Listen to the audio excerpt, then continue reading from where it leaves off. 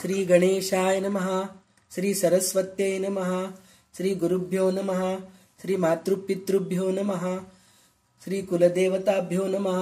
ओम श्री परमात्मने नमः. आपला दासबोधचा अभ्यास चांगलाच चालू आहे. तर आतापर्यंत 6 दशक संपूर्ण झाले. तर आपण आतापर्यंत रामदास स्वामींनी आपल्याला बोट धरून हळूहळू घेऊन जात आहेत. तर ब्रह्म काय इथपर्यंत आपल्याला आणून सोडलेले आहेत.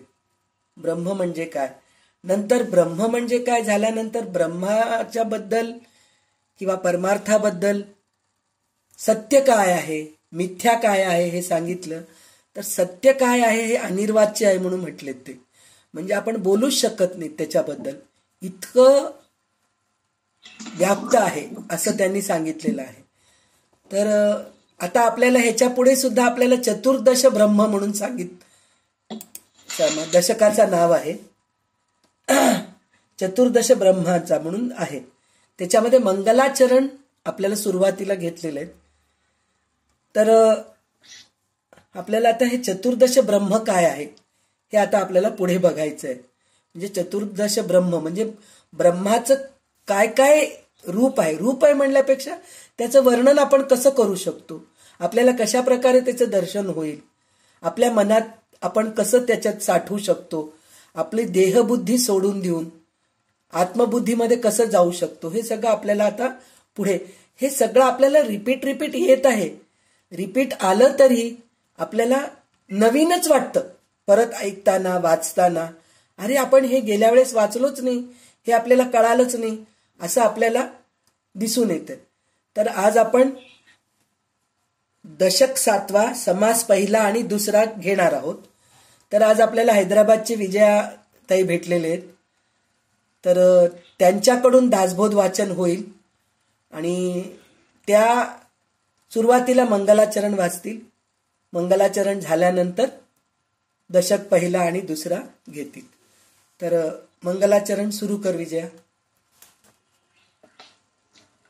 नमन ना, हा सॉरी नमन. नमन मंगलाचरण एकच आहे. जय जय रघुवीर समर्थ गणेश शारदा चैव सद्गुरु सज्जन सदा आराध्य दैवतं गुह्यं सर्वं मे रघुनंदनः. गणेश शारदा सद्गुरु संत सज्जन कुळेश्वरो सर्व ही माझा रघुवीरू सद्गुरु रूपे. माझे आराध्य दैवत परम गुह्य गुह्यातीत गुह्यपणाची मात न चले जेथे. जो यो जातो मरुदंश जोषिति तले संबोधयन् सज्जनान् ग्रंथयो रचयन् सुपुण्यजनकं श्रीदासबोधाभिधम्.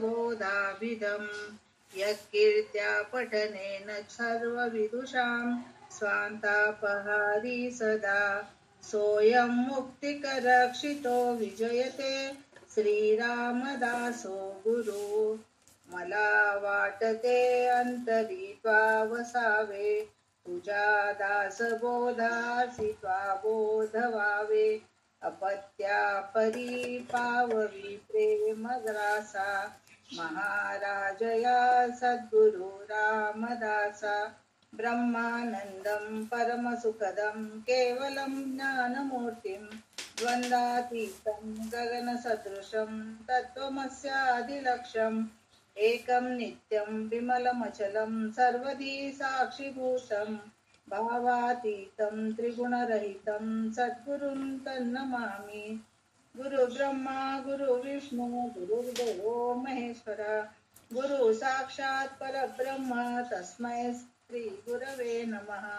अनेन प्रियतां देवो भगवान् जानकीपति श्रीरामचन्द्र पूर्वेषाम् अस्माकं कुलदैवतं. श्रोता वक्ता श्रीराम समर्थ श्रीराम समर्थ श्रीराम समर्थ.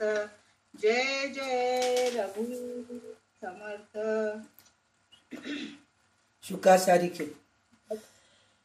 शुकासारिखे वैराग्य जाचे वस्तिष्ठा परिज्ञान योगेश्वराचे कवी वाल्मिका सारिका मान्य ऐसा, नमस्कार माझा सद्गुरु रामदासा. जय जय रघुवीर समर्थ. दशक 7. चतुर्दश ब्रह्माचा. समास पहिला. मंगलाचरण. विद्यावंताचा पूर्वजू, मत्ताननो एकद्विजू, त्रिनयन चतुर्भुजो, फरश पाणी श्रीराम. कुबेरापासूनी अर्थ, वेदापासूनी परमार्थ, लक्ष्मीपासूनी समर्थ, भाग्यासी आले श्रीराम. तैसी मंगळमूर्ती अद्या, पासूनी झाल्या सकळ विद्या, तेणे कवी लाघव गद्या, सत्पात्रे झाले. जैसी समर्थांची लेकुरे, नाना अलंकारी सुंदरे, मूळ पुरुषाचे निद्वारे, तैसे कवी श्रीराम. नमो ऐसिया गणेंद्रा, विद्या प्रकाशे पूर्णचंद्रा, जयाचे निबोध समुद्रा, भरिते दाटे बळे श्रीराम. जो कर्तृत्वास आरंभ, मूळ पुरुष मूळारंभ, तो परात्पर स्वयंभ, आदि अंती श्रीराम. तयापासून प्रमदा, इच्छा कुमारी शारदा, आदित्यापासून गोदा, मृगजळ वाहे श्रीराम. जे मिथ्या म्हणताच गोवी, माईकपणे लागवी, भक्तयास वेडा लावी, वेगळेपणे श्रीराम. जे द्वैताची जननी, की ते अद्वैताची खाणी, मूळ माया गवसणी, अनंत ब्रह्मांडाची श्रीराम. की ते अवदंबरी वल्ली, अनंत ब्रह्मांडी लगडली, मूळ पुरुषाची माऊली, दुहिता रूपे श्रीराम. बंधू वैसी वेदमाता, आदि पुरुषाची जे सत्ता, आता आठवीन समर्था, सद्गुरुसी श्रीराम. जयाचे नि कृपा दृष्टी होय, आनंदाची वृष्टी, तेने सुखे सर्व सृष्टी, आनंदमय श्रीराम.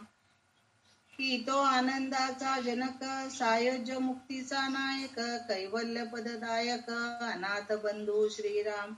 मुमुक्ष चातकी सुस्वर, करुणा पाहिजे अंबर, ओळे कृपेचा जळधर, साधकावरी श्रीराम. की ते भरवानवीचे तारू, बोधे पाववी पैल पारू, महाआवर्ती आधारू, भाविकासी श्रीराम. की तो काळाचा नियंता, नातरी संकटी सोडविता, की ते भाविकांची माता, परमस्नेहाळू श्रीराम. की जो परतीचा आधार, की जे विश्रांतीची थार, नातरी सुखाचे माहेर, सुख स्वरूप श्रीराम. ऐसा सद्गुरु पूर्णपणी, तुटे भेदाची कडसणी, देह विण लोटांगणी, तया प्रभूसी श्रीराम. साधू संत आणि सज्जन, वंदुनिया श्रोते जन, आता कथानुसंधान, सावध ऐका श्रीराम. संसार हाची दीर्घ स्वप्न, लोभे ओसणाती जन, माझी कांता माझे धन, कन्या पुत्र माझे श्रीराम. थांब विजू. 20 श्लोक 20 ओवी वाचत जा. तर आता आपल्याला दशक 7 मध्ये सुरुवातीचा समास पहिले त्यांनी परत एकदा गणपती, सरस्वती आणि गुरु यांना वंदन केलेलं दाखवलंय, मंगलाचरण केलेलं. तर गणपतीचं पहिले वर्णन केलेले, नंतर सरस्वतीचं आहे आणि त्यानंतर सद्गुरूंचं आहे. त्याचं कारण असं आहे, चतुर्दश ब्रह्माचा आपण दशक घेतोय. तर चतुर्दश ब्रह्मा समजून घ्यायचं म्हणून म्हणलं तर सहज नाहीये. तर त्याच्यासाठी म्हणून परत जसं आपण पुढे पुढे जातो तितकं आपल्याला खूप कठीण आहे समजून घेणं. असं वाटतं की खूप सोपं आहे, पण नाही. आपण ते शब्दांच्या ह्याच्यात पडतोय, शब्द कानावर पडतंय आपल्याला आणि त्या क्षणाला असं वाटतं की आपल्याला सगळं काही समजतंय. आता हे सगळं आपण पहिले ऐकलेलंच आहे, परत परत काय सांगतायत. पण तरी सुद्धा इतकं परत परत सांगितल्यानंतर सुद्धा नुसतं कानात शब्द पडतायत आपल्या, पण बुद्धीमध्ये, मनामध्ये अजूनही आपण सत्य काय आहे आणि मिथ्या काय आहे तिथपर्यंत आपण पोचलेले नाहीत. म्हणून आपल्याला गणपतीची, सरस्वतीची आणि गुरुची साथ पाहिजे. म्हणून त्यांना सुरुवातीला आपण वंदन करूनच पुढे जायचं आहे. तर इथं त्यांनी गणपतीचं वर्णन केलेलं आहे. तर हत्तीचे डोके आहेत त्याला आणि त्याचं सोंड हत्तीचं सोंड आहे म्हणून वर्णन केलेलं आहे. आणि गजानन सर्व विद्यांचा मूळ पुरुष आहे. कारण गणपती हा व्यास ऋषी महाभारत सांगितलेले आहेत आणि गणपती बसून लिहिलेले आहेत. तर हे लिहिणं काही सोपं नाहीये, म्हणजे तितकं त्यांनी हे केलेलं आहे. तर त्याच्यामध्ये आपल्याला एक कहाणी असं आहे की जेव्हा महाभारत लिहायला सुरुवात केली तर लिहित असताना म्हणे गणपतीच्या अंगात इतकं गरमी, हे एकदा व्हॉट्सअपवर आलं होतं, सगळ्यांनी वाचले असतील, तरी पण ह्याला अनुसरून हे गोष्ट आहे म्हणून मी सांगतेय. तर गणपतीच्या अंगात इतकी गरमी उत्पन्न झाली म्हणे, तर त्यांनी काय केलं, अनंत चतुर्दशीच्या दिवशी पाण्यामध्ये बुडायला लावलं त्यांना. त्यांच्या अंगामधलं गरमी निघून जाऊ, नदीमध्ये जाऊन तू बुडून ये म्हणून सांगितलं. तेव्हापासून हे पार्थिव गणपती पाण्यात विसर्जन करायची प्रथा सुरू झाली, अशी एक कथा आहे. तर म्हणजे विचार करा तुम्ही, जेव्हा आपण लिहायला बसतो किंवा काही वाचायला बसतो, म्हणजे लिहायला बसतो म्हणजे काहीतरी लिहित आहे असं नाही, काही परमार्थाच्या गोष्टी, अध्यात्माच्या गोष्टी किंवा देवाच्या गोष्टी आपण लिहित आहे. तुम्हाला असंही अनुभव येत असेल, श्रीराम जय राम जय जय राम लिहित असताना तुम्ही खरोखर मनापासून, कितीतरी जण आपल्या ग्रुपमध्ये असे असतील की श्रीराम जय जय रामचं पुस्तक घेऊन लिहिले असतील. आणि काही लोकांनी तर भगवद्गीता पण लिहिलेले आहेत, पूर्ण भगवद्गीता. आता परवाच त्याच्याबद्दल आपल्याकडे डिस्कशन झालं होतं की भगवद्गीता मी लिहिले, अमक्या दिवशी मी समर्पण केले, उडपीहून पुस्तकं मागवले होते. तर ते सगळे पुस्तकं लिहित असताना खरोखर मनापासून लिहित असताल तुम्ही. किंवा काही असंही होतं, टीव्ही बघत बघत पुस्तक संपवायचे म्हणून श्रीराम जय जय राम लिहितात, काही लोक पुस्तक संपवायचे म्हणून भगवद्गीता. तशा लोकांसाठी नाहीये, पण खरोखर मनापासून भगवद्गीताचा अर्थ कळून घेत श्रीराम जय जय राम लिहित असताना रामायण डोळ्यासमोर येतं, काही वेळेस रामरक्षा डोळ्यासमोर येतं. अशा वेळेस खरोखर आपल्यामध्ये सुद्धा एक प्रकारची ऊर्जा निर्माण होते. हे तुम्ही करून बघा म्हणजे काय, लिहित असताना प्रत्यक्ष त्याच्यामध्ये डुबायला पाहिजे. काय मी लिहितीये, नुसतं लिहिते असं नाही, लिहिताना त्याच्याबद्दल विचार करत लिहायचं. मी श्रीराम जय जय राम लिहितेय, मी श्रीरामांचं नाव लिहितेय. तर श्रीराम कसे पुरुष आहेत, पुरुषोत्तम आहेत ते, तर त्यांच्याबद्दल विचार करत लिहायचं. ते एक बाण एक पत्नी व्रत होते, सीतामाता त्यांची पत्नी होती, ती कशी होती, लक्ष्मण कसे होते, त्यांचं बालपण, त्यांचं तरुणपण, त्यांचं जे अरण्यवास, त्यांचं मग काय म्हणतात रावणवध, किष्किंधाकांड, सुंदरकांड, हे सगळं डोळ्यासमोर आणत जर आपण श्रीराम जय जय राम लिहू लागलो तर खरोखर आपल्यामध्ये ती ऊर्जा येते.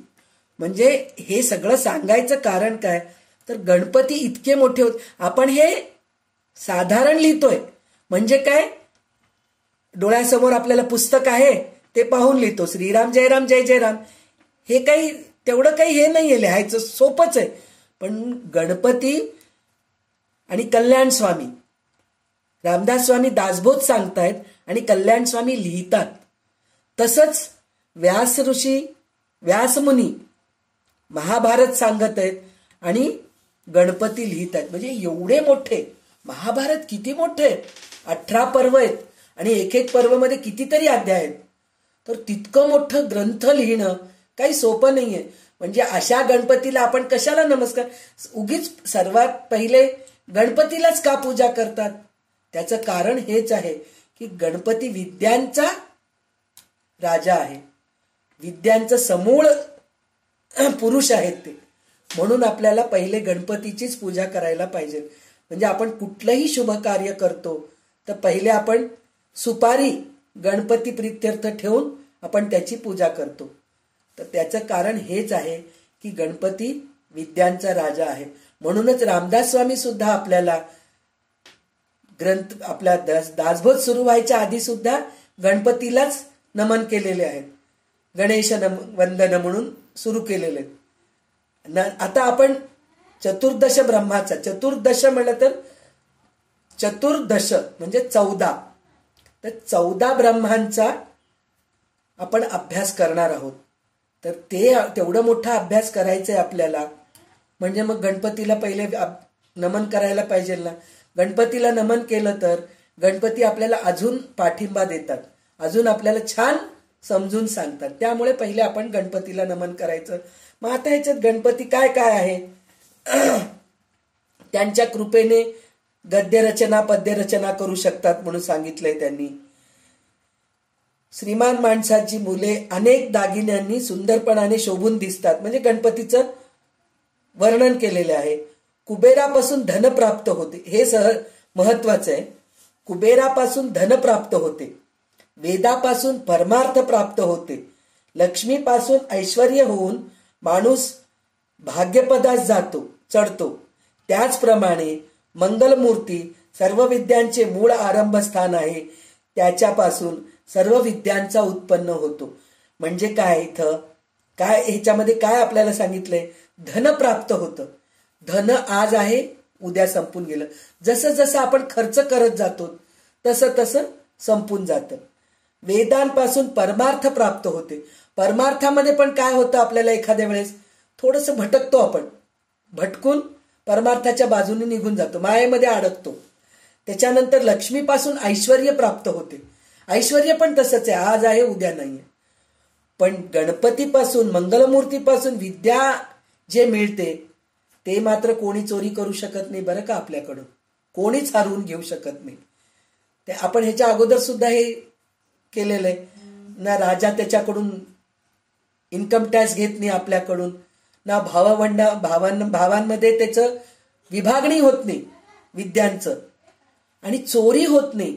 आणि ह्याचं सगळ्यात महत्वाची गोष्ट अशी आहे, विद्या आपण जितकं दान करतो तितकं आपल्याला अजून त्याचं लाभ होतो. बाकीच्या सगळ्या गोष्टीचं काय होतं, दान केलं की संपून जातं. पण विद्या तसं नाहीये. विद्या आपण जितकं दान करतो तितकं आपल्याला परत परत मिळत असतं. तर विद्यांचं उलट काय, विद्याचं उलट काय, विद्या द्यावी. म्हणजे काय द्यावी, काय द्यावी, आपल्याला जे ज्ञान आहे आपण दुसऱ्यांना द्यायला पाहिजे. तर हे विद्याचं महत्व आहे.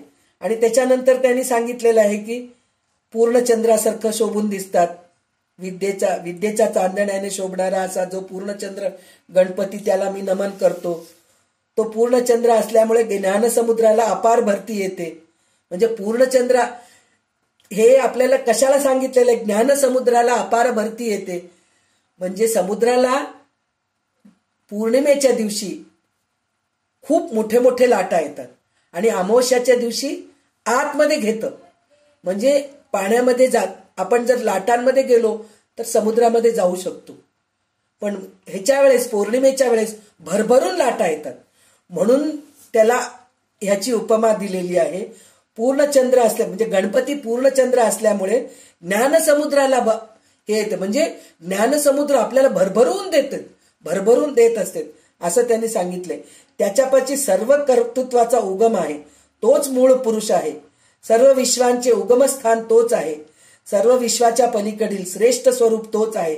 सर्वांच्या आधी आणि सर्वांच्या नंतर जसाचा तसा दिसणारा स्वयंभू तोच आहे म्हणून सांगितलेलं. म्हणजे इतकं छान वर्णन करून रामदास स्वामी आपल्याला गणपतीचं वर्णन करून सांगितलेलं आहे. आपण बाकीच्या वेळेस कसं शूर्पकर्ण आहे, त्याच्या कमरेला हे काय परशु आहे, त्याच्या हातामध्ये कमळ आहे, म्हणून हे सगळं आपण ऐकलेलंच आहे. तर ह्याच्यामध्ये किती छान सांगितलंय त्यांनी. पूर्णचंद्राचं जे आपल्याला उदाहरण दिलेलं आहे ते किती सुंदर वाटते. म्हणजे समुद्राच्या लाटाप्रमाणे आपल्याला भरभरून विद्या मिळते त्याच्याकडून. आणि ह्याच्यानंतर शारदा वंदन सांगितलंय त्यांनी. शारदा वंदन म्हणजे सरस्वती पण तीच आहे, तशीच आहे. ती पण विद्याच देती, आपल्याला ज्ञान देती. हे सगळं तिच्याकडूनच मिळतं. आणि अजून एक मला परवा कुठल्या तरी एका प्रवचनामध्ये ऐकायला मिळालेलं आहे, आपण भारत भारत म्हणून म्हणतो. तर त्याच्यामध्ये काय आहे, आपल्याला आपल्या देशाचं नाव भारत आहे असं म्हणतात. तर त्याच्यामध्ये आपण कितीतरी गोष्टी ऐकलेल्या आहेत महाभारतमध्ये, भागवतमध्ये, की भरत नावाचा राजा होऊन गेला, त्याच्यामुळे आपल्या देशाला भारत नाव पडलंय असं आपण कितीतरी गोष्टी ऐकलो. पण मला परवा अजून एक नवीन ऐकायला मिळालं, म्हणजे तुम्ही ऐकला असताल पण मला नवीन वाटतंय. तर त्याच्यामध्ये त्यांनी काय सांगितलंय, भा म्हणजे प्रकाश, तेज. हे जे आहे ना, जिथं आहे ज्ञान, भा म्हणजे प्रकाश, तेज, ज्ञान, जिथं आहे त्याच्यामध्ये रत होणारे म्हणून भारत असं आपल्या देशाला नाव पडलेलं आहे, असं म्हणून त्यांनी सांगितलेलं आहे. आणि इथं आपल्याला शारदेला धरून जे आपल्याला, म्हणजे शारदा म्हणजे काय, शारदा विद्याची माताच आहे, विद्याच आहे, विद्या माताच आहे ती. पण तिच्यामध्ये एक संगीत कला पण तिच्याकडून आपल्याला शिकायला मिळतं.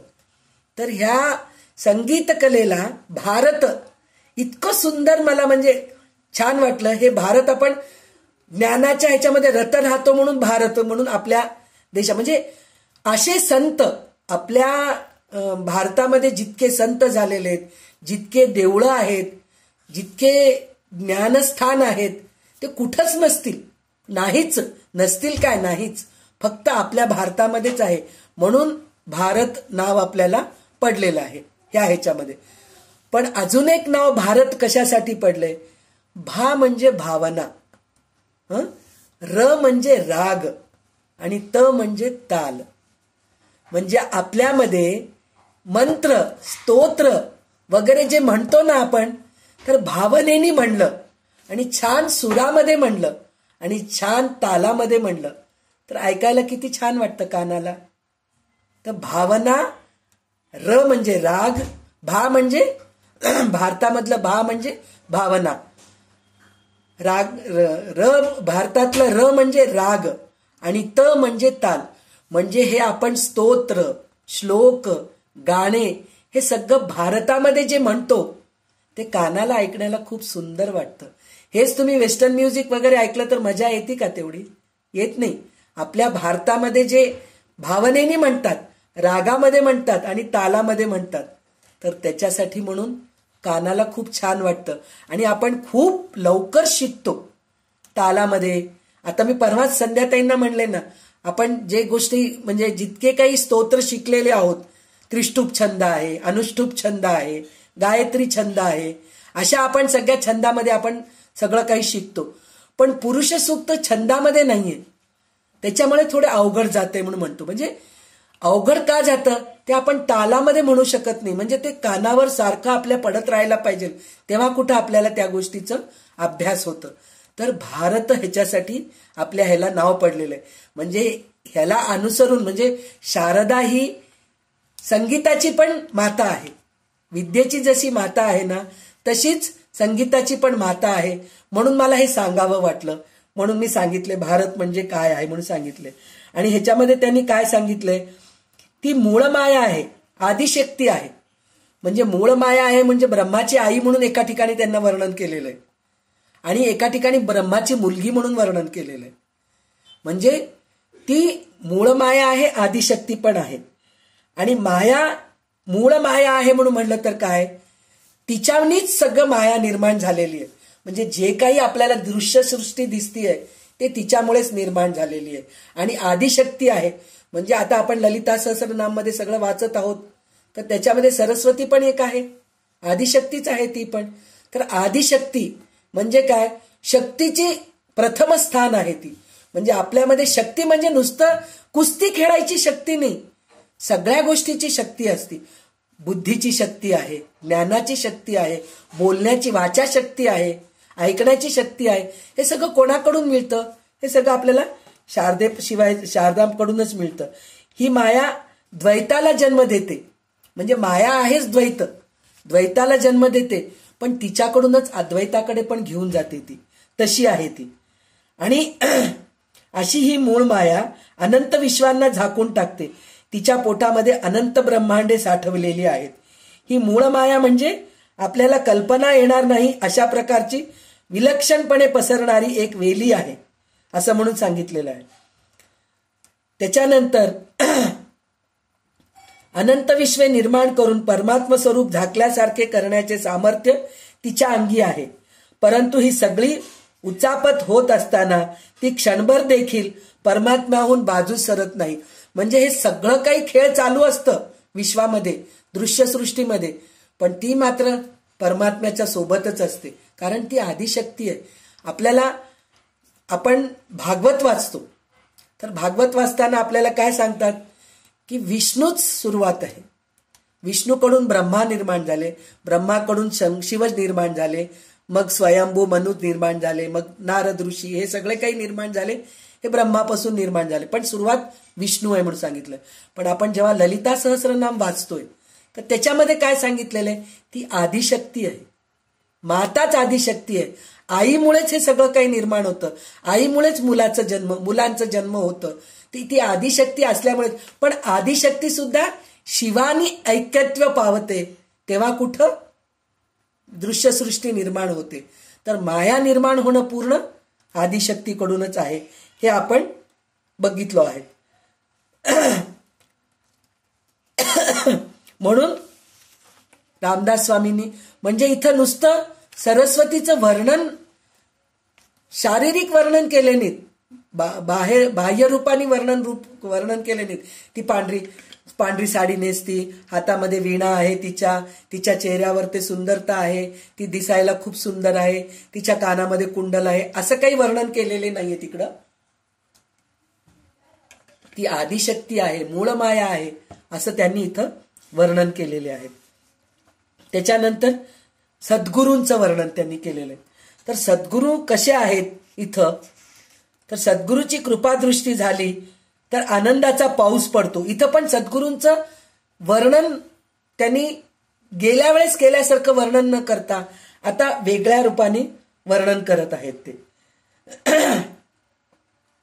तर ह्याच्यामध्ये कसं सांगितलेलं आहे, सद्गुरू आनंदास जन्म घालणारा जनक आहे, सायुज्य मुक्तीपर्यंत नेऊन पोहोचवणारा मार्गदर्शक आहे. आनंदाचा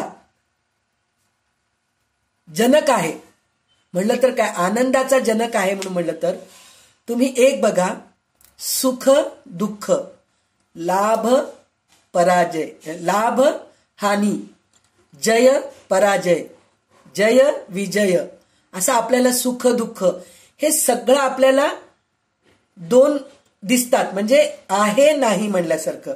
म्हणजे जय आहे, जयाच्या विरुद्ध अपजय आहे, आणि जय पराजय आहे, विजय आणि पराजय असं पण आहे. पण आनंदाला काहीतरी विरोधी शब्द आहे का, नाहीये. आनंद म्हणजे शेवटचं स्थान, सच्चिदानंद, सत्य चित्त आनंद. हे कोण करतं आपल्याला, हे आनंद प्राप्त करून देणारा कोण आहे, तर सद्गुरू आहेत.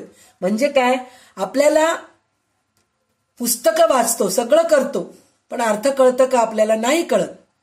त्याचा अर्थ उमगवून देणारे, समजून सांगणारे सद्गुरूच आहेत आपल्याला. तर हे सद्गुरू यांना आपण नमन करूनच पुढे जायला पाहिजे. तर ह्याच्यामध्ये एक गुरुस्तुती म्हणून आपल्याला शंकराचार्यांनी लिहून ठेवलेलं एक स्तोत्र आहे. त्याच्यामध्ये त्यांनी किती छान गुरुचं वर्णन केलेलं आहे. अखंड मंडलाकारम व्याप्त येन चराचरम.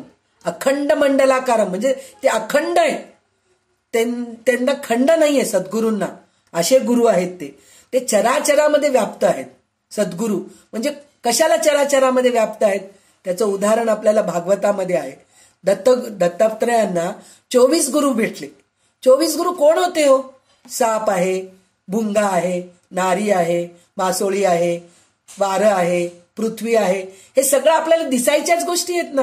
म्हणजे आपण प्रत्येकांकडून एक गोष्ट, हे तर दत्तात्रयांचे गुरु आहेत, पण आपल्याला क्षणोक्षणी गुरु भेटतात हो. आपले मुलं आपल्या गुरु असतात. अरे ह्याच्याकडून मी शिकले. एक उदाहरण, आपण लहानपणी मराठी मीडियममध्ये शिकलेले असतो, इंग्लिश येत नाही असं नाही, वाचता लिहिता येतं, पण काही काही वेळेस आपल्याला त्या शब्दांचं, काही वाक्यांचा अर्थ आपल्याला कळत नाही. पण आपल्या मुलांना शिकवत त्यांच्याकडून आपण शिकतो. तर तेव्हा आपण म्हणतो, मला काही येत नव्हतं बाबा, मी काय मराठी 10वी पर्यंत शिकले, त्याच्यानंतर माझं लग्न झालं, मग मला काही इंग्लिश वगैरे तेवढं काही येत नाही, पण माझ्या मुलांना शिकवत मुलाकडून शिकतेय ग मी. छान मुलगा आहे, इंग्लिश मीडियम मध्ये गेला पा, त्याच्याकडून मी मराठी शिकते. आणि काही वेळेस आपली कामवाली घरामध्ये येते, मॅडम असं नाही, मॅडम असं करा म्हणून ती सांगते, ती पण आपली गुरुच आहे. एका प्रकारे. म्हणजे चराचरामध्ये व्याप्त आहेत गुरु, असं म्हणून सांगितलेलं आहे. त्याच्यानंतर त्यांनी काय सांगितलंय, स्थावरम जंगमम व्याप्तम यत्किंचित सचराचरम. म्हणजे स्थावर आणि जंगम म्हणजे हलणाऱ्या वस्तूमध्ये सुद्धा आहेत आणि न हलणारे म्हणजे जे पर्वत आहेत, ह्या अशा सगळ्या मोठ्या मोठ्या गोष्टी आहेत, ते नाही हलत. पण जंगम म्हणून म्हणतो ते इकडं तिकडं आपण हलवू शकतो. आता हे बॉटल आहे, हे पण जडच आहे, पण ह्याला आपण इथून इथं उचलून ठेवू शकतो. अशामध्ये सुद्धा गुरु असतात. म्हणजे असं ते वर्णन केलेलं आहे त्यांनी. त्याच्यानंतर त्यांनी काय सांगितले, ज्ञानशक्ती समारूढ तत्वमाला विभूषितम भुक्तिमुक्ती प्रदाताच. तर मी सगळ्या श्लोकांचा अर्थ सांगत नाहीये, म्हणजे ह्याच्यात मुख्य काय आहे ते सांगते. म्हणजे ज्ञानशक्ती आहे त्यांच्यामध्ये, तत्वमाला विभूषितम म्हणजे तत्वज्ञान पूर्ण भरलेलं आहे गुरूंमध्ये, आणि भुक्तिमुक्ती म्हणजे त्यांच्याकडे गेल्यानंतर आपल्याला मुक्ती पक्क आहे, असे ते हे आहे. आणि अनेक जन्म संप्राप्त कर्मबंध विदाहिने आत्मज्ञान प्रदानेन तस्मै श्री गुरुवेन. म्हणजे अनेक जन्म संप्राप्त म्हणजे ते काय, कर्मबंधनातून ते निघून गेलेले आहेत, कर्मामध्ये ते अडकलेलेच नाहीयेत, असे ते आहेत म्हणून सांगितलेलं आहे. न गुरोर अधिकम तत्वम न गुरोर अधिकम तपहा ज्ञानात परम नास्ती तस्मै श्री गुरुवे नमः. म्हणजे गुरुपेक्षा अधिक तत्व नाहीये आणि गुरुपेक्षा अधिक तप पण नाहीये.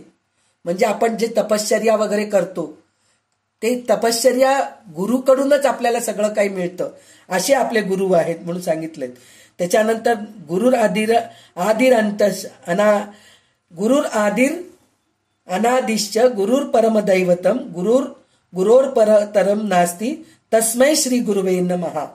म्हणजे गुरुच आदी आहेत, गुरुच अंत आहेत. म्हणजे काय म्हणतात, निर्माण करणं आणि स्थिती आणि लय हे सगळं गुरुच आहेत असं म्हणून त्यांनी म्हणजे शंकराचार्यांचे हे अनुभव आहेत, त्याच्यामुळे ते त्यांच्याप्रमाणे ते हे केलेलं. त्याच्यानंतर तर शिवगीतामध्ये ब्रह्मानंदम परमसुखदम केवलम ज्ञानमूर्ती ह्याचं वर्णन तर आपण कितीदा तरी ऐकलेलं आहे. म्हणजे तितके ब्रह्मानंदाचं म्हणजे आनंद, हे आनंद देणारे जे आहेत हे आपले गुरु सद्गुरूच आहेत. तर त्यांच्याकडे गेल्यानंतर आपल्याला सगळं काही मिळतं आणि ते त्यांच्याकडे हातचा ठेवत नाहीत. त्याचं उदाहरण आपल्याला कसं काय आहे, आपण इंजिनिअरिंग कॉलेजमध्ये जातो तर तिथं आपल्याला जे इंजिनिअरिंग टीचर असतात शिकवणारे, तर ते स्वतः इंजिनियर असतात का, नसतात.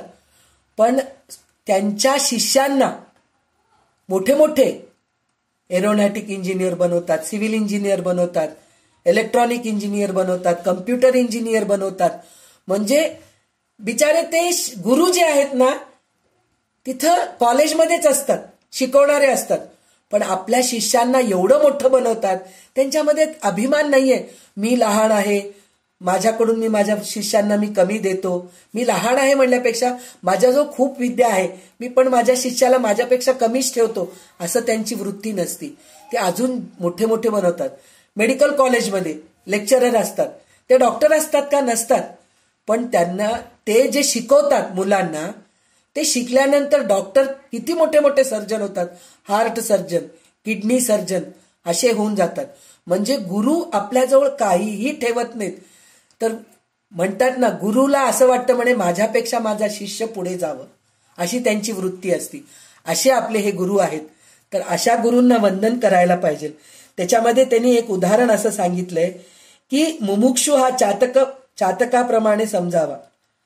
म्हणजे काय, मुमुक्षु आपण याच्या अगोदर बद्ध, मुमुक्षु, साधक, सिद्ध हे 4 समास अभ्यास केलेले आहोत आपण. मुमुक्षु म्हणजे काय, ज्ञानाची इच्छा निर्माण होणे, पुस्तकं वाचावा वाटणं, कुठल्या ग्रंथ आपल्या हातात घेऊन त्याचा अभ्यास करावा वाटणं किंवा स्तोत्राचा अर्थ समजून घ्यावं वाटणं, त्याच्याबद्दल जिज्ञासा जी असते ना त्याला मुमुक्षु म्हणतात. तो कसा असतो, चातक पक्षीप्रमाणे. चातक पक्षी म्हणजे काय, पावसाचे फक्त थेंब तो तोंडात घेतो बाकी काही नदीचं पाणी, समुद्राचं पाणी असं तो काही तोंडात घेत नाही. तो फक्त पावसाचं थेंबच घेतो. चातक पक्षी अगदी अनन्यपणाने आकाशाकडे नजर लावून बसतो. तेथे ढग येऊन पसरला की ते जलबिंदू पितो. त्याचप्रमाणे मुमुक्षूने अत्यंत गोड स्वराने सद्गुरूंना आळवावे. त्यांच्या करुणारूप आकाशाकडे डोळे लावून वाट पाहत बसावे. म्हणजे त्यांच्याकडे जाण्याचं इतकं आतुरतेने जायला पाहिजे. प्रत्येक वेळेस मला ललिता सहस्रनामचा अर्थ ऐकायचंच आहे. आज मला ऐकायला जमलं नाही, मी क्लास अटेंड करू शकले नाही, तर मी उद्या यूट्यूबवर ते ऐकेन आणि मला ते ऐकायचंय. आपल्या ग्रुपमध्ये एक रश्मिताई म्हणून आहेत, त्यांनी ललिता सहस्रनाम शिकले, पण त्यांना ते थोडंसं अजून थोडं प्रॅक्टिस पाहिजे म्हणून त्यांनी स्वतः परत एकदा ऑडिओ पाठवा म्हणून म्हणले. पाठवल्यानंतर त्यांना सांगितले की आपल्या ग्रुपमध्ये संध्याताई ललिता सहस्रनामचा अर्थ सांगत आहेत, ऐकायला या. तर ते जवळजवळ 4-5 क्लासपासून रेग्युलर येत आहेत ललिता सहस्रनामचा अर्थ ऐकायला. तर त्यांना ते इतकं आवडायला लागलंय, तर ते म्हणले की सुरुवातीचे पण मला एपिसोड्स पाठवा ना. म्हणजे हे मुमुक्षू चातक पक्षीप्रमाणे, म्हणजे आपल्याला ते परत परत ऐकावं वाटणं, चांगलं कानावर पडावं वाटणं, गुरूंकडून त्याची सेवा करून घ्यावं वाटणं. तुम्ही ह्याच्या अगोदर सुद्धा बरेच लोक दासबोध वाचला असतात, बरेच लोक दासबोधांचा अभ्यास केला असतात, अर्थ ऐकला असतात, पारायण केला असतात, तरी सुद्धा आता तुम्ही रेग्युलर का येत आहेत क्लासला, या ऑनलाईन क्लासला कशासाठी येतात? दासबोधाचा अर्थ. मी काही खूप मोठी पंडित नाहीये की दासबोधाचा अर्थ खूप छान सांगते, असं काही नाहीये, पण परत परत ते ऐकावं वाटणं, तर हेच सद्गुरूकडून आपल्याला मिळत असतं. तर अशा गोष्टी वाटणं हे मुमुक्षूला वाटतं. तर हे म्हणजे मग त्या साधकावर सद्गुरूची कृपा ढग आनंदाची वृष्टी करतो. साधकाने अनन्यपणे प्रार्थना करून विश्वासाने वाट पाहिली असता त्याच्यावर सद्गुरूची कृपा खास होते व त्याला स्वानंदानुभव होते. म्हणून म्हणलं तर प्रत्येक वेळेस आपण ऐकलेलंच ऐकत गेलो तर कंटाळवाणं होत नाही, तर आपल्याला ते परत नवीन प्रकारे ज्ञान मिळत असतं. म्हणून आपण दासबोध ग्रंथ म्हणा, भागवत म्हणा, रामायण म्हणा, महाभारत म्हणा, ललिता सहस्रनाम म्हणा, शंकराचार्यांचे स्तोत्र म्हणा, ज्ञानेश्वरी म्हणा, तुकाराम महाराजाचे अभंग म्हणा, कितीदा ऐकलं तरी आपल्याला परत एकदा ऐकावं कशासाठी वाटतं? तर हे सद्गुरूची कृपा असते. ते इतकं सुंदर सांगतात आणि त्याच्याकडून आपल्याला ज्ञान मिळत राहतं.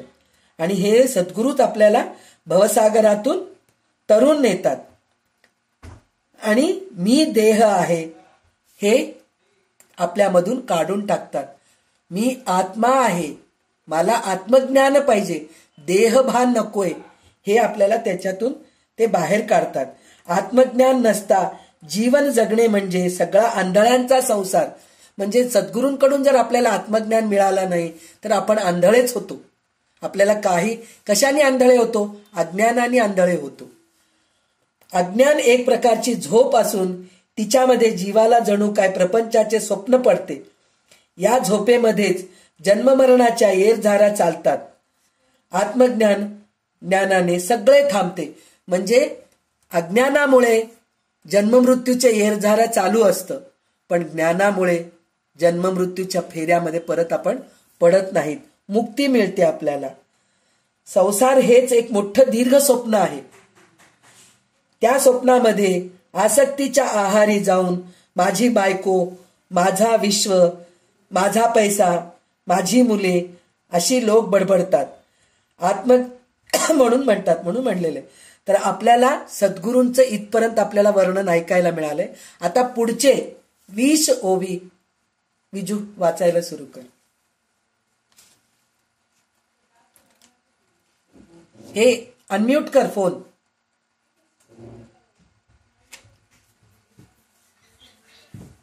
श्रीराम समर्थ. श्रीराम. ज्ञानसूर्य मावळला, तेने प्रकाश लोपला, अंधकारे पूर्ण झाला, ब्रह्मगोळा अवघा. श्रीराम. नाही सत्वाचे चांदणे, काम सर्व भ्रांतीचे निगुणे, आपे आपच न दिसे. देहबुद्धी अहंकारे निजेले घोरती घोरे, दुःखे आक्रंदती थोरे, विषय सुखा कारणे श्रीराम. निजेले असताच मेले, पुन्हा उपजताच निजेले, ऐसे आले आणि गेले बहुत लोक श्रीराम. निदसुरपुरीची सैरा भोगी केले येरझारा, निर्णोनिया परमेश्वरा भोगिले कष्ट श्रीराम. तया कष्टांचे निरशन व्हावया पाहिजे आत्मज्ञान, म्हणून हे निरूपण अध्यात्म ग्रंथ श्रीराम. सकळ विद्येमध्ये सार अध्यात्म विद्येचा विचार, दशमोध्यायी सारंगधर भगवद्गीतेसी बोलिला श्रीराम. श्लोक. अध्यात्म विद्या विद्यानां वादः प्रवदतामहम्. या कारणे अद्वैत ग्रंथ अध्यात्म विद्येचा परमार्थ पहावया तोची समर्थ, जो सर्वांगी श्रोता श्रीराम. जयाचे चंचळ हृदय तेणे ग्रंथ सोडूची नये, सोडिता अलभ्य होय अर्थ येथीचा श्रीराम. जयास जोडला परमार्थ तेणे पहावा हा ग्रंथ, अर्थ शोधता परमार्थ बाण श्रीराम. जयासी नाही परमार्थ तयासी न कळे येथीचा अर्थ, नेत्रे विण निधान स्वार्थ अंधास कळेना श्रीराम. एक म्हणती मराठे काय, हे तो भल्यासी ऐको नये, ती मूर्ख नेणती सोये अर्थान्वयाची श्रीराम. लोहाची मांदूस केली नाना रत्ने साठविली, ते अभाग्याने त्यागिली लोखंड म्हणून श्रीराम. तैसी भाषा प्राकृत अर्थ वेदांत आणि सिद्धांत, निर्णोनी त्यागी भ्रांत मंद बुद्धिस्तव श्रीराम. आहाच सापडता धन त्याग करणे मूर्खपण, द्रव्य घ्यावे साठवण पाहोची नये श्रीराम. परिसरेखिला अंगणी मार्गी पडिला चिंतामणी, अव्हावेल महागुणी कुंपामध्ये श्रीराम. तैसे प्राकृती अद्वैत सुगम आणि सप्रचित, अध्यात्म लाभे अकस्मात तरी अवश्य घ्यावे श्रीराम. न करिता वित्पत्तीचा श्रम सकळ शास्त्रार्थ होय सुगम, सत्समागाचे वर्म ते हे ऐसे असे श्रीराम. जे वित्पत्तीने न कळे ते सत्समागमे कळे, सकळ शास्त्रार्थ आकळे स्वानुभवासी श्रीराम. म्हणून कारण सत्समागम तेथे न लगे वित्पत्ती श्रम, जन्म सार्थकाचे वर्म वेगळेची आहे श्रीराम. तर आता ह्याच्या अगोदर आपल्याला त्यांनी सांगितले ज्ञान म्हणजे झोप.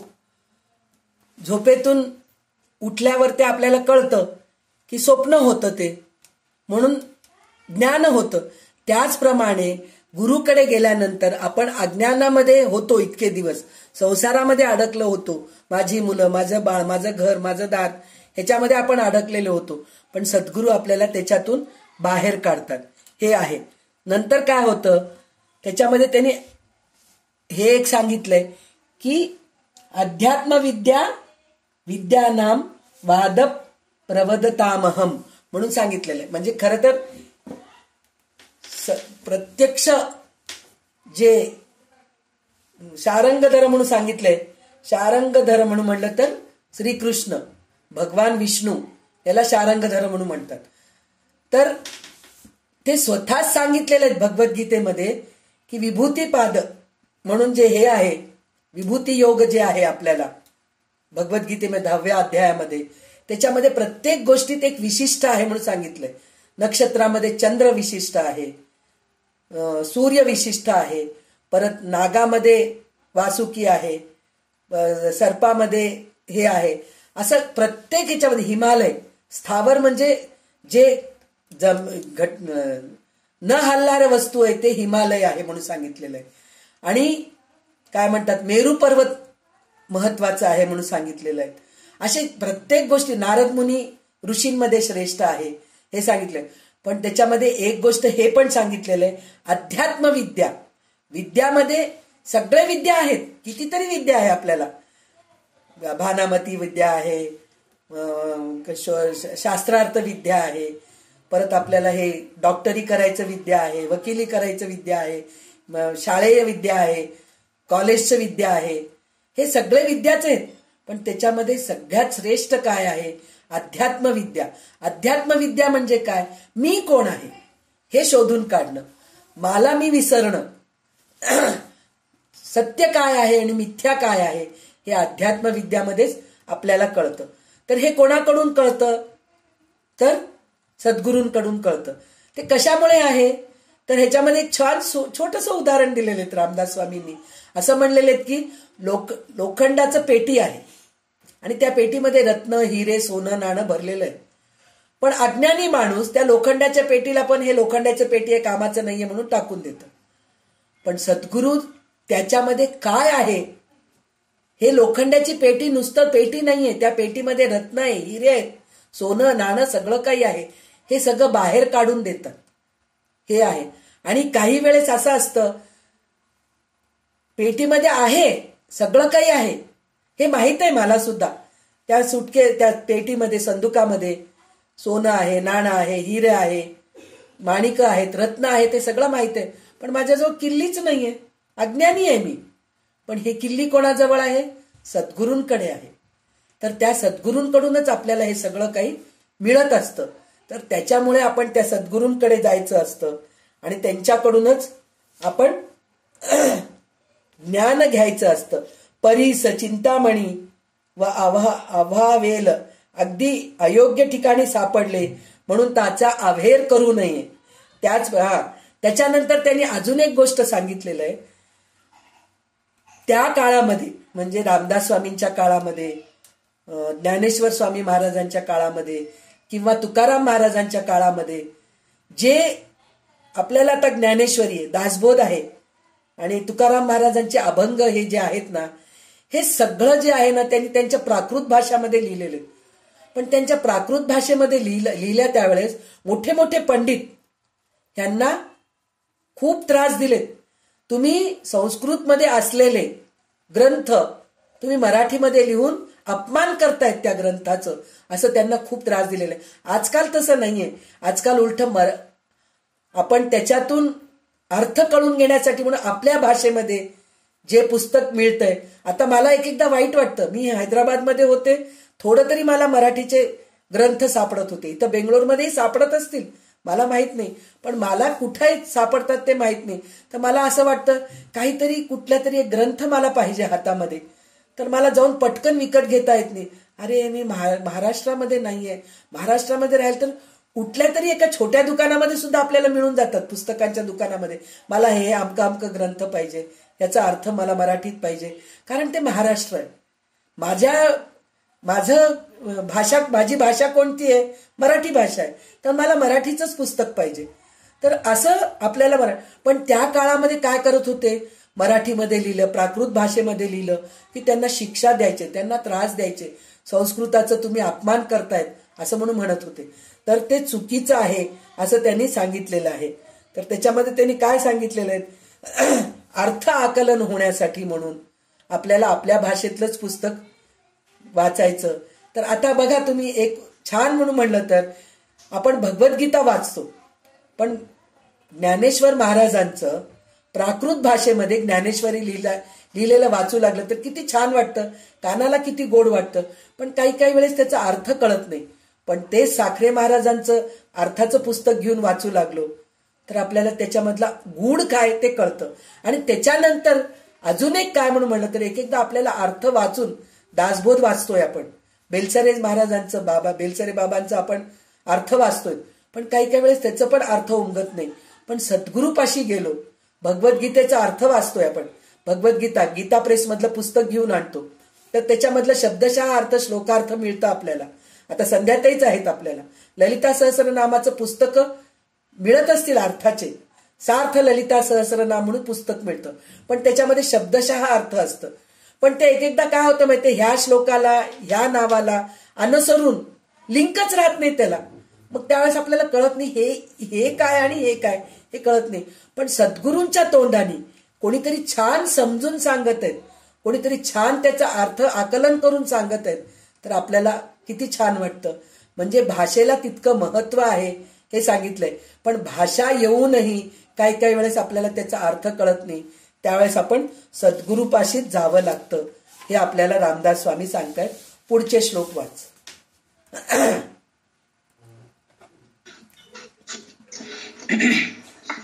श्लोक. भाषा भेदाश्च वर्तन्ते ह्यर्थ एको न संशयः. पात्रद्वये यथा खाद्यं स्वादभेदो न विद्यते. श्रीराम. भाषा पालटे काही अर्थ वाया जात नाही. कार्यसिद्धी ते सर्वही अर्थाच पासी. श्रीराम. तथापि प्राकृता करिता संस्कृताची सार्थकता एरवी त्या गुप्तार्था कोण जाणे. श्रीराम. आता असो हे बोलणे भाषा त्यागोनी अर्थ घेणे. उत्तम घेऊन त्याग करणे साली टरफलांचा. श्रीराम. अर्थसार भाषा पोचट अभिमाने करावी खटपट. नाना अहंतेने वाट रुदिली मोक्षाची. श्रीराम. शोध घेता लक्षांशांचा तेथे आधी वाचांश कैचा. अगाध महिमा भगवंताचा कळला पाहिजे. श्रीराम. मुकेपणाचे बोलणे हे जयाचे तोची जाणे. स्वानुभवाची खुणे स्वानुभवी पाहिजे. श्रीराम. अर्थ जाणे अध्यात्माचा ऐसा श्रोता मिळेल कैंचा. जयासी बोलता वाचेचा हव्यासची पुरे. श्रीराम. परीक्षावंताचे पुढे रत्न सेविता समाधान. तैसे ज्ञानी पुढे ज्ञान बोलावे वाटे. श्रीराम. माया जाळे दुश्चित होये ते निरूपणी कामा नये. संसारिका कळे काय अर्थ येथीचा. श्रीराम. श्लोक. व्यवसायात्मिका बुद्धिरेकेह कुरुनंदन. बहुशाखायनंताश्च बुद्धयो व्यवसायिनाम. व्यवसायी मिळण त्यासी न कळे निरूपण. येथे पाहिजे सावधपण अतिशयेसी. श्रीराम. नाना रत्ने नाना नाणी दुश्चितपणे घेता हानी. परीक्षा नेणता प्राणी ठकला तेथे. श्रीराम. तैसे निरूपणी जाण आहाच पाहता कळेना. मराठीची उमजेना काही केल्या. श्रीराम. जेथे निरूपणाचे बोल आणि अनुभवाची बोल ते संस्कृता परिसखोल अध्यात्म श्रवण. श्रीराम. माया ब्रह्म ओळखावे तयाचा अध्यात्म म्हणावे. तरी ते मायेचे जाणावे स्वरूप आदी. श्रीराम. माया सगुण साकार माया सर्वस्व विकार. माया जाणे विस्तार पंचभूतांचा. श्रीराम. माया दृश्य दृष्टीस दिसे. माया भास मनासी भासे. माया क्षण भंगुर नासे विवेके पाहता. श्रीराम. माया अनेक विश्वरूप माया विष्णूंचे स्वरूप. मायेची सीमा अमोप बोलीचे तितुकी. श्रीराम. माया बहुरूपी बहुरंग माया ईश्वराचा संग. माया पाहता अभंग अखिळ वाटे. श्रीराम. माया सृष्टीची रचना माया आपुली कल्पना. माया तोडिता तुटेना ज्ञाने विण. श्रीराम. ऐसी माया निरूपिली स्वल्प संकेते बोलली. पुढे वृत्ती सावध केली पाहिजे श्रोती. श्रीराम. पुढे ब्रह्म निरोपण निरोपिले ब्रह्मज्ञान. जेणे तुटे माया भान ऐकसरे. श्रीराम. एकसरे. श्रीराम. इति श्रीदास बोधे श्री गुरु शिष्य संवादे मंगलाचरण नाम समास प्रथम समाप्त. श्रीराम समर्थ. श्रीराम. तर इथे परत ते सद्गुरूंनाच हे करत आहेत. ह्या उरलेल्या 20 ओवीमध्ये सुद्धा सद्गुरू शेवटच्या एक 5-6 ओवीमध्ये मायेचं परत वर्णन केलेलं आहे. माया कशी आहे हे वर्णन केलेलं आहे. तर त्यांनी सांगितलेलं आहे की अध्यात्म हा अनुभव घेण्याचा विषय आहे. ज्याला त्याची तळमळ आहे त्याला अर्थ ध्यानात येईल. परमार्थ यथार्थपणे समजण्यास आधी बुद्धी शुद्ध झाली पाहिजे. म्हणजे आपल्याला मनात इच्छा निर्माण व्हायला पाहिजे की आपल्याला अध्यात्म शिकायचं आहे म्हणून. मग त्याच्यासाठी म्हणून आपण ते बुद्धी शुद्ध करायला पाहिजे. बुद्धी शुद्ध करायला पाहिजे म्हणजे मायेमध्ये अडकायला नको, देहबुद्धीमध्ये अडकायला नको. त्याच्यात तसं करायला पाहिजे. प्रपंचामध्ये वाटेल ते उलटे सुलटे धंदे करून फावल्या वेळात अध्यात्माची चव घेणाऱ्यांना परमार्थ धड कळत नाही आणि अनुभवास पण येत नाही. म्हणजे आपल्याला 2 तास वेळ मिळालाय, चला ऐकूया आपण काहीतरी अध्यात्म ऐकूया असं नाही.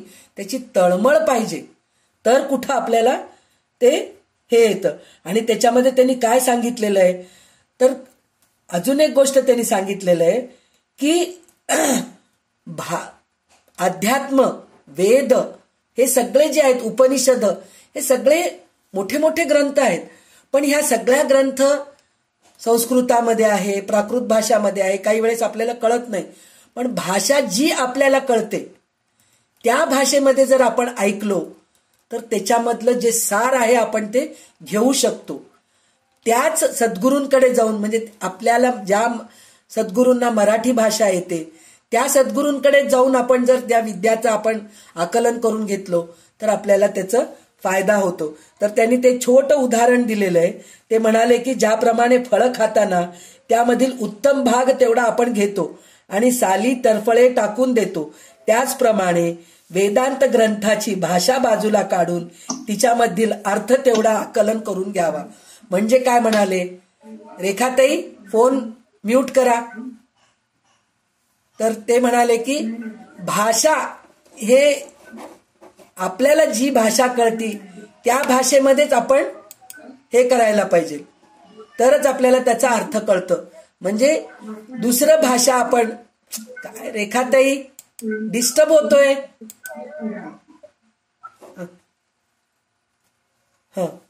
तर त्यांनी सांगितलं की भाषा बाजूस काढून तिच्यामधील अर्थ तेवढा आकलन करून घ्यावा म्हणून सांगितलेलं आहे. म्हणजे भाषेला महत्व आहे. कशाला आहे? की आपल्याला जी भाषा कळते त्याच्यातच हे आहे. ह्याच्यामध्ये अजून एक त्यांनी उदाहरण दिलेलं आहे की मुका जो असतो, मुके जे असतात त्यांची पण भाषा वेगळी असती बरं का, आपल्याला कळत नाही ती. तर त्यांची भाषा कळणारे पण वेगळे असतात. तर त्यांच्याकडे गेलं तरच त्यांची भाषा तसं कसं कळतंय. त्याचप्रमाणे सद्गुरू, आपण मुके आहोत, आपल्याला काहीच कळत नाही, आपल्याला कळत नाही, आकलन होत नाही. पण आपल्याला कळायसारखं आपले गुरु आपल्याला छान समजून सांगतात. म्हणजे आपण काही आपल्याला सांगता येत नाही, बोलता येत नाही, अशा वेळेस सद्गुरू आपल्याला आपल्याकडून बोलून घेतात, समजून सांगतात, अर्थ कळून देतात. असं हे सुद्धा एक उदाहरण ह्याच्यामध्ये दिलेलं आहे. आणि त्याच्यामध्ये अजून एक श्रीकृष्णांचं म्हणजे भगवद्गीताच्या ह्याच्यामधलं व्यवसायात्मिका बुद्धीर एकेह कुरुनंदन बहुशाखा ह्यनंताश्च बुद्धयो व्यवसायिनाम म्हणून सांगितलेलं आहे. तर अर्जुना, स्वरूप निश्चय करणारी बुद्धी एकच असते. म्हणजे आपण एकच आत्मज्ञान शिकायचंय, पण आपण बहुशाखा ह्यनंताश्च म्हणून म्हणतो. ज्यांना स्वरूप निश्चय करता येत नाही अशा लोकांना बुद्धीला अनंत फाटे फुटलेली असतात. म्हणजे मला हे शिकायचंय, मला ते शिकायचंय, मला अमकं करायचंय, मला ढमकं करायचंय म्हणतात ना. सगळं काही माहिती आहे, पण जे मुख्य काय तेच मला माहित नाही. आणि अजून एक गोष्ट काय, व्यवसायात्मिका बुद्धी म्हणून सांगितलेलं आहे. म्हणजे आपण त्याचा व्यापार करतोय म्हणल्यासारखं एक आहे. दुसरी गोष्ट, 2 नावेमध्ये बसून आपण प्रवास करू शकतो का? नाही करू शकत. एका ह्याच्यावर एक पाय ठेवलं, एका एकावर पाय ठेवून आपण जर प्रवास करत गेलो तर पडतो आपण खाली. तर एकाच ह्याच्यामध्ये आपण हे करायला पाहिजे. रेखाताई काही बोलायचं होतं का? नाही तर चुकून झालंय, खरं हरकत नाही, गेले ते लेफ्ट झाले. तर असं बुद्धी निश्चय करायला पाहिजे, मला काय शिकायचंय, मला काय हे अनुभव करायचे. म्हणून सद्गुरूपाशी गेलं तर तसं आपण जायला पाहिजे. तर समजा एक माणसापुढे अनेक प्रकारची रत्ने किंवा नाणी पडलेली आहेत. गैरसावधपणाने जर त्यातून काही घेतली तर नुकसान होते. त्याची परीक्षा करता आली नाही तर माणूस फसतो. म्हणजे रत्न पडलेले आहेत पण आपण त्याच्यातून काही घेतलो नाहीत. जरी घेतलो तरी आपल्याला हे रत्न नाही म्हणून आहेत म्हणून माहित नाही, तर मग त्याचा काही उपयोगच नाहीये. म्हणजे हे रत्न जे आहेत, म्हणजे ह्यांनी आपल्याला रामदास स्वामी ग्रंथांना रत्न म्हटलेले आहेत. पुस्तकांना, जे अध्यात्म पुस्तकं आहेत, जे ग्रंथ आहेत, त्याला सगळं रत्न म्हटलेले आहेत. खरोखरच रत्न आहेत हो. हे कुठल्या देशामध्ये आपल्याला मिळत नाहीत असले रत्न. आणि आपल्याला जे रत्न मिळतात आज आपण ते विकतो, कोणाला तरी विकतो. विकल्यानंतर त्याचे पैसे आपल्याला मिळतात, पण त्या पैशातून आपल्याला काहीतरी विकत घेतो, संपून टाकतो. पण हे जे रत्न मिळतं हे आपल्या जीवनाच्या शेवटपर्यंत कामाला येतं आणि त्याच्यापेक्षा त्याच्यानंतर सुद्धा आपल्याला कामाला येतं. अर्जुन, 17व्या अध्यायामध्ये का 16-17व्या अध्यायामध्ये भगवानांना विचारतात की मी आता इतका अभ्यास करतोय, इतकं मी अध्यात्म करतोय, इतकं नामजप करतोय, इतकं सत्कर्म करतोय आणि अवेळी मी माझं मृत्यू झालं, तर मग त्याचा काय उपयोग, त्याचं काही मला फळ मिळतं का, असं म्हणून भगवंतांना विचारतं अर्जुन. तर भगवंत त्याला उत्तर काय देतात, अरे तू ह्या जन्मात जे साठवण करून ठेवलात तेच संचित करून पुढच्या जन्मामध्ये त्याच्या पुढे जातो. जसं आपल्याला 10वीची परीक्षा झाल्यानंतर आपल्याला सर्टिफिकेट मिळते की नाही, SSCचं परीक्षा झाल्यानंतर सर्टिफिकेट मिळते, ते सर्टिफिकेट घेऊन आपण ह्याच्यामध्ये जातो, कॉलेजमध्ये जातो, 11वी-12वी करतो, तिकडलं सर्टिफिकेट घेऊन डिग्री करतो, त्याच्यानंतर मास्टर डिग्री करतो, त्याच्यानंतर PhD करतो. त्याचप्रमाणे आपण हे सगळं पुढे पुढे जातो. म्हणजे हे ग्रंथ जे रत्न आहे हे आपल्याला आपल्या आयुष्यामध्ये कधी न संपणारं धन आहे, संपत्ती आहे, ऐश्वर्य आहे, असं आपल्याला रामदास स्वामी थोडक्यात वर्णन करून सांगितलेलं आहे. आणि ह्याच्यानंतर थोडक्यात वर्णन त्यांनी मायाचं पण वर्णन परत एकदा केलेलं आहे. माया कशी असते तर त्यांनी सांगितलेले आहेत की माया क्षणभंगूर आहे, विवेकाने तिचा शोध घेतला तर ती नाहीशी होते. माया अनेकपणाने भरलेली आहे, विश्वरूपाने ती प्रकट होते. माया विष्णुरूप स्वरूप आहे, त्याच्यासारखी मोहिनी घालणारी आहे. म्हणजे मोहिनी अवतार कसं विष्णूनी घेतले होते की शंकराच्या मागे भस्मासूर लागला होता, तो म्हणला मी कोणाच्या डोक्यावर हात ठेवलं की ते भस्म होऊन पडेल, असं मला वरदान द्या. भोळा शंकर बिचारा आपला वरदान देऊन टाकला, तर तो राक्षस शंकरावरच प्रयोग करायला धावत सुटला त्याच्या मागे, त्याच्या डोक्यावर हात ठेवायला गेला. तर शंकर पळत पळत कोणाजवळ गेले, परत विष्णूकडेच गेले मदतीसाठी म्हणून. तर विष्णू त्यावेळेस मोहिनी रूप प्रकट केले. 2दा मोहिनी रूप आहे, एकदा हे आहे भस्मासुराचं, दुसरं अजून एक रूप काय सांगितलेलं आहे. मोहिनी रूपामध्ये त्यांनी सगळ्यांना अमृत पाजवले, देवांना अमृत पाजवले, दैत्यांना मोहिनी रूपामध्ये त्यांना बेशुद्ध करून टाकले, रूप दाखवूनच, इतकं ती मोहिनी रूप होती. तर अशा प्रकारे ही माया पण मोहिनी रूपच आहे म्हणून म्हटलेले त्यांनी. म्हणजे आपल्याला मोह घालणारी आहे, तिच्यामध्ये आपण अडकायचं नाहीये असं म्हणून आपल्याला मायेचं वर्णन त्यांनी केलेले आहे. तर मायाचं वर्णन किती केलं तरी कमीच आहे असं म्हणून सांगितलेलं आहे. त्याच्यानंतर ते म्हणाले की माया ईश्वराच्या संगतीत राहते, ईश्वराला मायेची सोबत आहे. वर पाहिले तर माया कधीच न भंगणारी व परिपूर्ण अशी वाटते. या सर्व सृष्टीची रचना मायामुळेच होते. आपली कल्पना ही मायाच आहे. माया नाहीशी करण्याचा कितीही प्रयत्न केला तरी ज्ञाना वाचून ती तोडता येत नाही.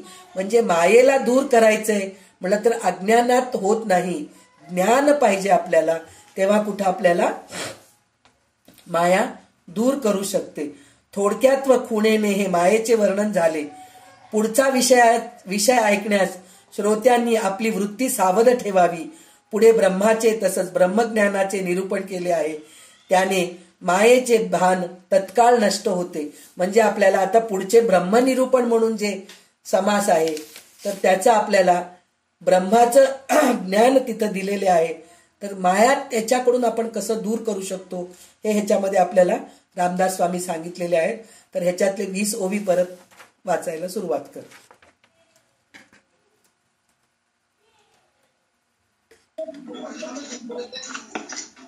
दशक 7वा समास 2. ब्रह्मनिरूपण. श्रीराम समर्थ. श्रीराम. ब्रह्म निर्गुण निराकार, ब्रह्म निसंग निर्विकार, ब्रह्मासी नाही पारावार, बोलती साधू श्रीराम.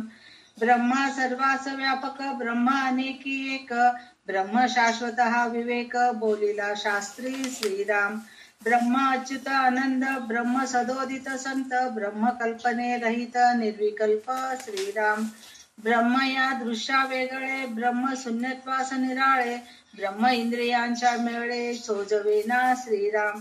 ब्रह्म दृष्टीस दिसेना, ब्रह्म मूर्खासी असेना, ब्रह्म साधू विनयेना अनुभवासी श्रीराम. ब्रह्म सकळाहुनी थोर, ब्रह्म ऐसे नाही सार, ब्रह्म सूक्ष्म अगोचर ब्रह्मादिकांसी श्रीराम ब्रह्मशब्दी ऐसे तैसे बोलीचे त्याहुनी अनालिसे परी ते श्रवण अभ्यासे पाविजे ब्रह्म श्रीराम ब्रह्मास नामे अनंत ब्रह्मी परी ते ब्रह्म नामातीत ब्रह्मास हेत दृष्टांत देतान शोभत श्रीराम ब्रह्मासारिके दुसरे पाहता काय आहे खरे ब्रह्म दृष्टांत उत्तरे कदा न साहे श्रीराम श्रुती यतो वाचो निर्वतन्ते अप्राप्य मनसा सह जेथे वाचा निवर्तती मनासी नाही ब्रह्मप्राप्ती ऐसी बोलली श्रुती सिद्धांत वचन श्रीराम कल्पना रूप मन पाही ब्रह्मी कल्पनाची नाही म्हणून वाक्य काही अन्यथा नव्हे श्रीराम आता मनासी जे अप्राप्त ते कैसे होईल प्राप्त ऐसे म्हणाल तरी कृत्य सद्गुरु विण नाही श्रीराम भांडारे भरली पंचासती अडकिली हातास न येता किली सर्व ही अप्राप्त श्रीराम तरी ते किली ते कवण मज करावी निरूपण ऐसा श्रोता पुसे खुण वक्तयासी श्रीराम सद्गुरु कृपा तेची केली जेणे बुद्धी प्रकाशली द्वैत कपाटे उघडिली एकसरी श्रीराम तेथे सुख असे वाढ नाही मनास पवाड मने विण कैवाड साधनाचा श्रीराम त्याची मने विण प्राप्ती ती वासने विण तृप्ती तेथे नचले वित्पत्ती कल्पनेची श्रीराम ते परेहुनी पर मनबुद्धी अगोचर संग सोडिता सत्वर पाविजे ते श्रीराम संग सोडावा आपुला मग पहावे तयाला अनुभवी तो या बोला सुखावे लगा श्रीराम आपण म्हणजे मीपण म्हणजे जीवपण म्हणजे अज्ञान संग जडला श्रीराम. तर आता इथं ब्रह्म काय आहे हे परत एकदा आपल्याला सांगितलेलं आहे. ह्याच्या अगोदर पण आपण बघितलेलं आहे. ब्रह्म म्हणजे परब्रह्म, ब्रह्मा नाही. ब्रह्मा म्हणजे ते मूर्त आहे. 4 तोंड असलेले ब्रह्मा, विष्णूच्या नाभी कमळामधून जन्मलेले ब्रह्मा, हे ब्रह्मा आहेत. पण हे परब्रह्म आहेत. म्हणजे ब्रह्म सत्या जगन्मिथ्या म्हणून आपण जे म्हणतो ना नेहमी शंकराचार्यांचं वाक्य, तर तेच हे ब्रह्म आहे. तर ब्रह्म कसं आहे तर त्यांनी सांगितलेत. ब्रह्म गुणरहित आहे, आकाररहित आहे, संगरहित आहे, विकाररहित आहे, मर्यादा रहित आहे. म्हणजे सगळ्या ठिकाणी व्यापून आहे, अनेकामध्ये एकपणाने आहे. म्हणजे सगळ्यामध्ये एकपणानेच आहे. म्हणजे प्रत्येकामध्ये देव आहे म्हणून जे म्हणतो की नाही ते ब्रह्म आहे. त्याचे वर्णन शास्त्रामध्ये आढळते. ब्रह्म कधी न ढळणारा आहे असं म्हणून सांगितलेलं आहे. त्याच्यानंतर ब्रह्म सगळ्यांपेक्षा श्रेष्ठ आहे. ब्रह्मासारखे दुसरे काही नाही. ब्रह्म इतके सूक्ष्म आहे की ब्रह्मादी देवांना सुद्धा ते जाणणे कठीण आहे. म्हणजे इथं पाहायचं ब्रह्मादी देवांना सुद्धा जाणणे कठीण आहे. म्हणजे ब्रह्म जे आहे, परब्रह्म जे आहे ते ब्रह्माला सुद्धा कळत नाहीये, इतकं व्यापक आहे म्हणून त्यांनी सांगितलेलं आहे. श्रवण करून साधनाभ्यास करणे हा एकच उपाय ब्रह्मदर्शन करू शकतो. म्हणजे आपण बद्धातून मुमुक्षू होऊन साधक व्हायला पाहिजे, साधकातून सिद्ध व्हायला पाहिजे. तेव्हा कुठं आपल्याला परब्रह्म काय आहे हे कळतं. ब्रह्माला असंख्य नावे आहेत हे खरे, परंतु ब्रह्म या सगळ्या नावाच्या पलीकडे असते. म्हणजे आपण विष्णू सहस्रनाम, ललिता सहस्रनाम, दुर्गा सहस्रनाम, लक्ष्मी सहस्रनाम, असे किती सहस्रनाम आहेत. आपल्याला 33 कोटी देव आहे म्हणून म्हणतो आपण. हे सगळं जरी असलं तर ते सगळ्यापेक्षा श्रेष्ठ परब्रह्मच आहे. ते परब्रह्मच आपल्याला हे करतं म्हणून म्हणल्यासारखं आहे. दृश्यामधील वस्तूचे साम्य ब्रह्मास लागू पडत नाही. म्हणजे परब्रह्माला हे दृश्य सृष्टीचं काही लागू पडत नाही असं म्हणून सांगितलेलं आहे. त्याच्यामध्ये ते एक यततो वाचो निवर्तन्ते अप्राप्य मनसासह म्हणून सांगितलेलं आहे. म्हणजे काय, वाणी मन ते अप्राप्य आहे असे म्हणून तेथे परत येतात.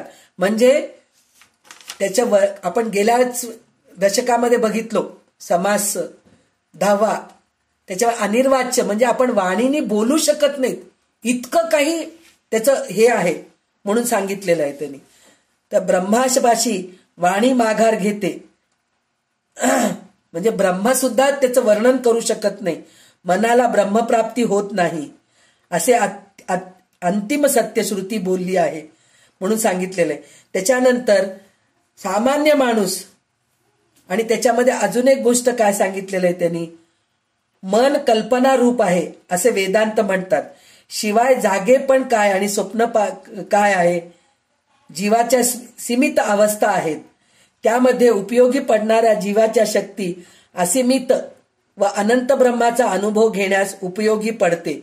मूलतः अशक्य आहे. म्हणजे त्याचा आपण हेच करू शकत नाही, वर्णन करू शकत नाही, किंवा ते प्रत्यक्ष अनुभवच घ्यावं लागतं. सांगितलं तर, ऐकलं तर ते तृप्त होत नाही असं म्हणून सांगितलेलं आहे. म्हणून कल्पना, स्मृती, विचार, लक्ष, इच्छाशक्ती, भावना वगैरे मनाची विविध अंगे स्वस्वरूपाच्या कक्षेमध्ये लटकी पडतात. म्हणजे कल्पना करू शकत नाहीत, आठवण ठेवू शकत नाहीत, विचार करू शकत नाहीत, लक्ष देऊ शकत नाहीत, इच्छाशक्ती असते तरी सुद्धा कळत नाही, भावना वगैरे हे सगळं असलं तरी ते खोटच होतं म्हणून सांगतायत ते. तेथे जीव पण नाहीसेच व्हावे लागते. जीव पण द्वैतमय असते. ते नाहीसे होण्यास सद्गुरूला शरण जावे हा एकच राजमार्ग आहे. राजमार्ग म्हणतायत ते, साधा मार्ग म्हणत नाहीयेत. सद्गुरूपाशी जाणं म्हणजेच हे राजमार्ग आहे असं म्हणून सांगितलेले. सामान्य माणूस बहिर्मुख असतो. मी देहच आहे या त्याच्या दृढ भावनेमुळे जीवनामधील सर्व हालचालीमध्ये मी केंद्रस्थानी असतो. म्हणजे मी देह आहे, मी मी मी मी मी मी मी खूप मी असतं. मी मी मी म्हणजे माझं, नुसतं मी म्हणजे मीच नाही, माझं, माझी मुलं, माझे नातेवाईक, माझं घर, माझं मी ह्याच्यामध्येच अडकलेला असतो, बहिर्मुख अडकलेला असतो. तो नाहीसा करण्यासाठी विद्या हस्तगत झाल्यापासून परमार्थ साधत नाही. म्हणजे त्याच्यासाठी म्हणून विद्या अवगत करायला पाहिजे, हस्तगत करायला पाहिजे. आपला मी आपणच उच्चाटन करायचे काम मोठे गूढ असते. ते सद्गुरूपाशी शिकावे लागते म्हणून सांगतायत.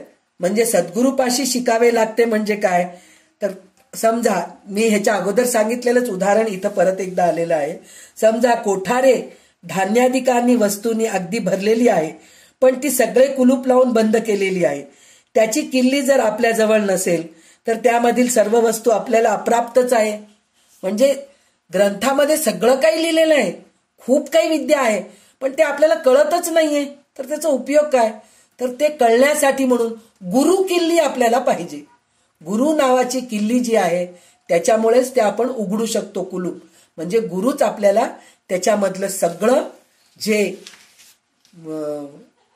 वस्तू आहे, जे ज्ञान आहे, कोठारे मध्ये जे ज्ञान भरलेलं आहे ते सगळं आपल्याला गुरुच देतात म्हणून सांगितलेलं आहे. त्याच्यानंतर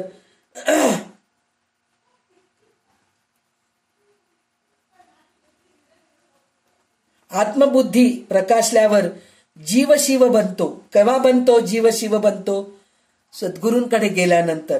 मी साधना करतो म्हणजे साधना केल्यानंतर साधक अनुसंधानाचा अभ्यास करतो, म्हणजे सतत त्याच्याबद्दल विचार करतो. तेव्हा कुठं आत्मबुद्धीच्या प्रकाशल्यावर जीव शिव बनतो. म्हणजे अज्ञान जाऊन ज्ञान जेव्हा हे होतं तर जीव शिवाची एकी होते. जीव आणि शिव एक होतात. तेथे सुखाला वाण नसते. अनुसंधाना रूप झाल्याने वेगळेपणा साधना नसते. वेगळा साधना नसतो. म्हणजे हे आपल्याला जीव शिव एक व्हायचंय म्हणून म्हणलं तर तितके साधना आपल्याला करावं लागतं म्हणून सांगितलेलं आहे. आपण आपला देहबुद्धीचा संबंध सोडला तर मग ब्रह्मस्वरूप पाहता येईल. जे स्वानुभवी आहेत ते माझ्या या सांगण्याचे खुश होतील. ज्यांचा संग सोडायचा तो आपण म्हणजे मी पण, परंतु मी पण म्हणजे जीव पण होय. स्वरूपाला अज्ञानाचा संबंध येणे म्हणजे जीवपणा येणे समजावे. म्हणजे ह्याच्यामध्ये एक उदाहरण आपण घेऊया. आता आपल्याला अध्यात्म शिकायचंय, अध्यात्म काय आहे ते शिकायचंय. तर आपण ज्या गुरूंना अध्यात्म माहित आहे त्या गुरुकडे जायला पाहिजे. जर मी विद्या शिकायचं आहे, आता मला टेलरिंग शिकायचंय तर मी जाऊन कुकिंग शिकण्याच्या क्लासमध्ये गेलं तर आपल्याला मिळतं का, नाही मिळत. टेलरिंग टीचरकडे गेलं तरच आपल्याला मिळते. तसंच आपण आपले मैत्री, ह्याच्या अगोदर पण मी सांगितलेलं उदाहरण हे आहे, आपल्याला जर किटी पार्टीची आवड आहे, किटी पार्टी करावं म्हणून वाटत असेल, महिन्यातून एकदा सगळे मैत्रिणी भेटायला पाहिजे, मस्त गप्पा चप्पा मारायचं, चांगलं मस्त खायचं प्यायचंय आपल्याला, त्याच्यामध्ये आपण तंबोला खेळूयात, गेम्स खेळूयात, असं करूयात, हॉटेलला जाऊयात, हे सगळं जर वाटलं तर आपल्याला तसेच मैत्रिणी भेटतात. जर आपल्याला शॉपिंग करायचंय तर आपल्याला शॉपिंग करणारेच मैत्रिणी मिळतात. जर आपल्याला गॉसिप करायचंय की माझ्या सासूबद्दल मी गाराणे सांगते, माझ्या सुनेबद्दल मी गाराणे सांगते, माझ्या नंदेबद्दल सांगते, माझ्या आजूबाजूच्या बद्दल सांगते, तर आपल्याला तसेच मैत्रिणी मिळतात. मग तशाच ग्रुपमध्ये आपण बसून त्याच गप्पे मारत राहतो. पण आपल्याला आता आपण हे अनुभवतोय की आपल्याला अध्यात्माची गोडी लागलेली आहे. तर आपल्याला कुठल्या कुठल्या गावातून आपल्याला सगळे मैत्रिणी भेटलेले आहेत. एक सोलापूरची आहे, एक सांगलीची आहे, एक पुण्याची आहे, एक बिजापूरची आहे, एक गुजरातची आहे, एक हैदराबादची आहे, एक कर्नाटकाची आहे. अशी कुठल्या कुठल्या प्रांतातले मैत्रिणी आपल्याला भेटलेले आहेत. कारण काय, आपल्याला ह्या अध्यात्म श्रवणाची इच्छा निर्माण झालेली आहे, म्हणून आपल्याला सगळे असे मैत्रिणी भेटलेत. आपण दररोज कोणाच्या घरी गेलो नाहीत की एकमेकाला बघितलं पण नाहीयेत, पण आपली मैत्री इतकी गाढ झालेली आहे की आपण दररोज भेटतोय एकमेकांना. एक दिवस जरी नाही आलं, का ग काल तू आली नाहीस, कशाला आली नाहीस, बरं नव्हतं का, कुठं बाहेर गेली होतीस का, असं आपण एकमेकांची विचारपूस करतो. त्याचं कारण काय, आपल्याला अध्यात्म श्रवणाची गोडी लागलेली आहे, म्हणून आपल्याला असे मित्र भेटलेले आहेत. तर त्याच्यामध्ये त्यांनी काय सांगितलंय, 19व्या ओवीमध्ये सांगितलेले आहेत त्यांनी की संग सोडावा आपुला, मग पहावे तयाला, अनुभवी तो या बोला, सुखावेल गा. म्हणजे ज्या गोष्टीचा आपल्याला विद्या घ्यायचंय, अनुभव ज्याला आहे त्याच्याकडेच जायला पाहिजे. तसेच लोक आपल्याला भेटतात. म्हणून आपल्याला हे 20 ओवीपर्यंत रामदास स्वामी सांगितलेले. ह्याच्या पुढचे 20 ओवी वाच.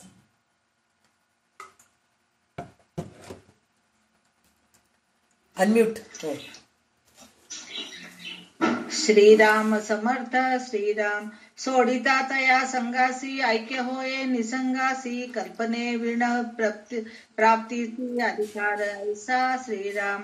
मी कोण ऐसे निर्णिजे, तया नाव अज्ञान बोलिजे, अज्ञान गेलिया पाविजे, परब्रह्म ते श्रीराम.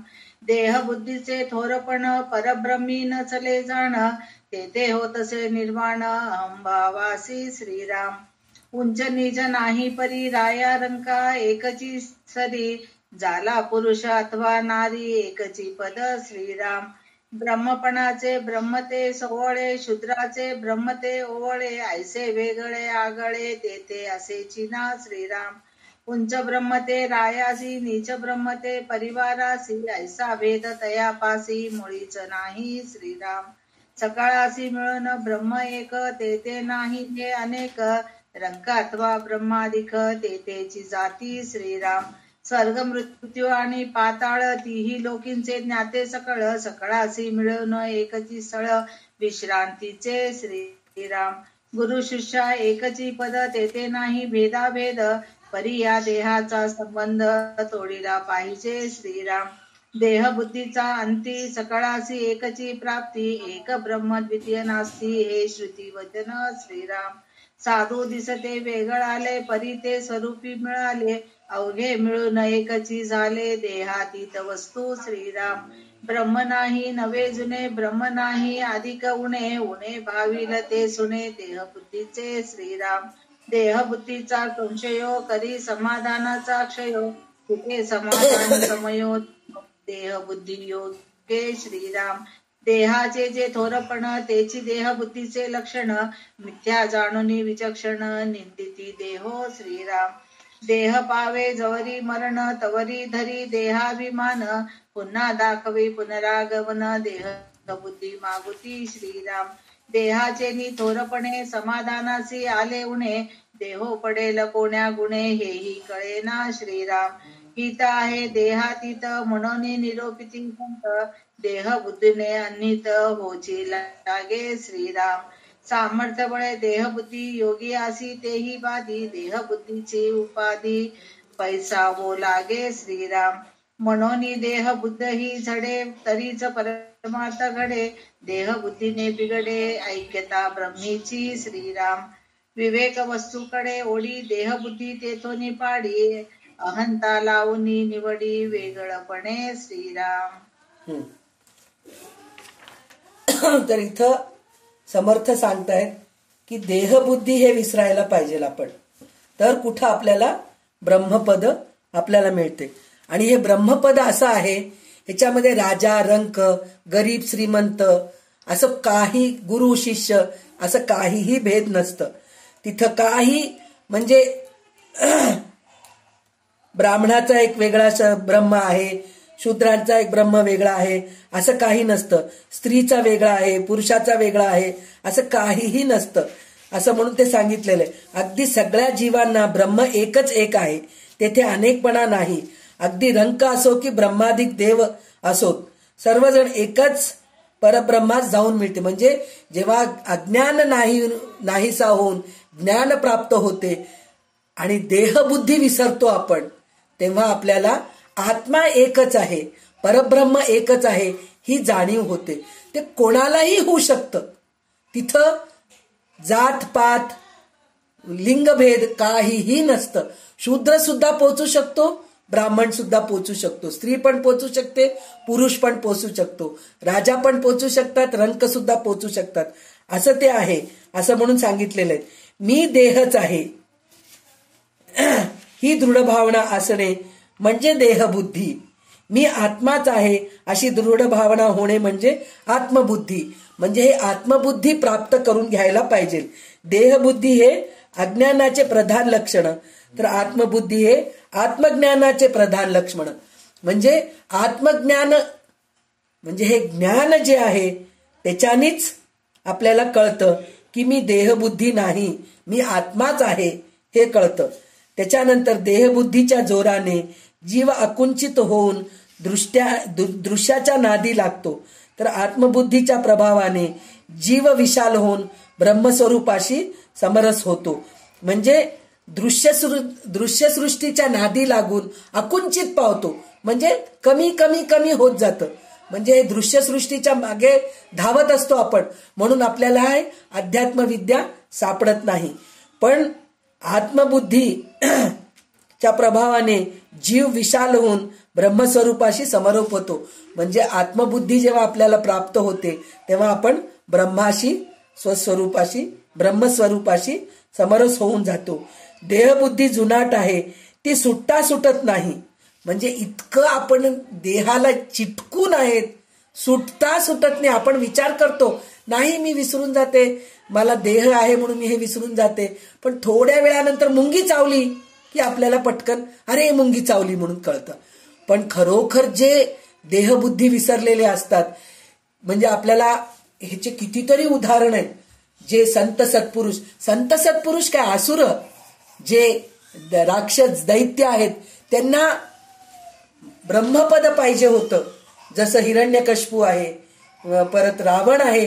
रावण आत्मलिंग पाहिजे, आपण करू शकतो का हो आत्मलिंग पाहिजे म्हणून? त्या रावण जरी असुर असला, हिरण्यकश्यपू असुर जरी असला, तरी तपश्चर्या कसं केलं त्यांनी? देहबुद्धी विसरून गेले. ते मिळाल्यानंतर त्यांना अहंकार आला, ती गोष्ट वेगळी आहे. पण ते देहबुद्धी विसरून गेले.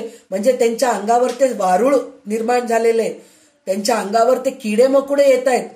काही न खाता न पिता, थंडी पाऊस ऊन हे सगळं काही विसरून ते तपश्चर्या केलेले आहेत.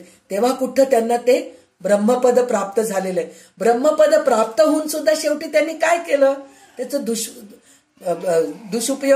दुरुपयोग केलेले आहेत. त्यांनी दुरुपयोग केले म्हणूनच त्यांचा नाश झालेला आहे. पण खरं ब्रह्मपद पावणारे हे देहबुद्धी विसरायला पाहिजे. तशा प्रकारे आपण तपश्चर्या केलो तरच आपण आत्मबुद्धीमध्ये जातो असं म्हणून सांगितलेलं आहे.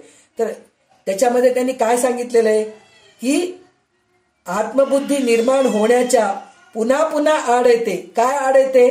देहबुद्धी आड येते. ते नाहीशी केले तरच आपल्याला हे मिळतं, शाश्वत मिळतं म्हणून सांगितलेलं. त्याच्यानंतर आत्मानात्म विवेक जीवाला परमात्म वस्तूकडे खेचतो, परंतु देहबुद्धी त्याला मागे ओढते. तो तेथपर्यंत पोहोचू शकत नाही. देहबुद्धीतून अहंकार निर्माण होतो आणि जीवाला सद्वस्तूपासून वेगळे करतो व निवडून बाजूला काढतो. याचा अर्थ असा की मूलतः जीव ब्रह्मस्वरूप असून सुद्धा केवळ अहंकारामुळे त्याच्या सद्वस्तूमध्ये मिसळून जाता येत नाही. म्हणजे जीववस्तू इतकं म्हणजे अहंकार आहे आपल्यामध्ये. मी मी मी माझं माझं हे जे अहंकार आहे. विद्या जरी आपण प्राप्त केलो म्हणजे आत्मविद्या आपल्याला कळालं, अध्यात्मविद्या कळालं, त्याच्यामध्ये सुद्धा आपल्याला अहंकार आहे. मला अध्यात्मविद्या कळाली, मी माझ्या एवढं हुशार कोणी नाही, मी सांगितल्यासारखं कोणी सांगत नाही, मलाच चांगला अर्थ कळतो, मी जितके ग्रंथ वाचले, मी गीता वाचले, मी दासबोध वाचले, मी ललिता सहस्रनाम वाचले, मी महाभारत वाचले, मी भागवत वाचले, हे अहंकार जेव्हा येतं तेव्हा परत आपण घसरगुंडी, साप शिडी कशी असते की नाही, साप शिडी वर घेऊन जाते, परत आपण हे टाकतो, प्यादे टाकतो, टाकल्यानंतर प्यादे म्हणते ते हे टाकतो आपण, टाकल्यानंतर परत आपल्याला एका नंबरवर घेऊन जाते, साप घेऊन परत आपल्याला खाली आणून सोडते. तशाप्रमाणे हे आहे. म्हणजे इतकं सावध राहावं लागतं आपल्याला की अज्ञान साप आपल्याला गिळू नये, ज्ञानाच्या शिडीने आपण वर जायला पाहिजे. हे आपल्याला 40 ओवीपर्यंत कळालेलं आहे. आता ह्याच्या पुढचे ओवी वाचून दाखव.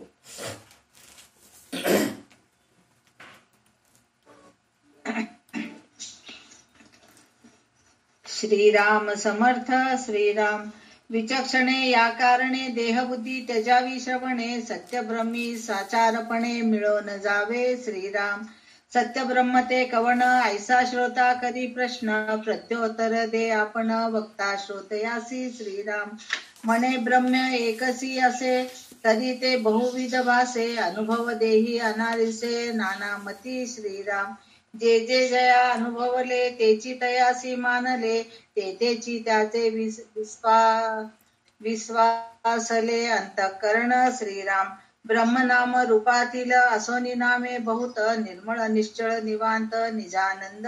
श्रीराम अरूप अलक्ष अगोचर अच्युत अनंत अपरंपर, अदृश्य अतर्के अपार, ऐसी नामे. श्रीराम नाद रूप ज्योति रूप चैतन्य रूप सत्ता रूप साक्ष रूप सस्वरूप, ऐसी नामे. श्रीराम शून्य आणि सनातन, सर्वेश्वर आणि सर्वज्ञ, सर्वात्मा जगजीवन, ऐसी नामे. श्रीराम सहज आणि सदोदित, शुद्ध बुद्ध सर्वातीत, शाश्वत आणि शब्दातीत, ऐसी नामे. श्रीराम विशाळ विस्तीर्ण विश्वंभर, विमळ वस्तू व्योमकार, आत्मा परमात्मा परमेश्वर, ऐसी नामे. श्रीराम परमात्मा ज्ञानघन एक रूप पुरातन, चिद्रूप चिन्मात्र जाण, नामे अनाम्याची. श्रीराम ऐसी नामे असंख्यात, परितो परेश नामातीत, त्याचा करावा निश्चितात ठेविली नामे. श्रीराम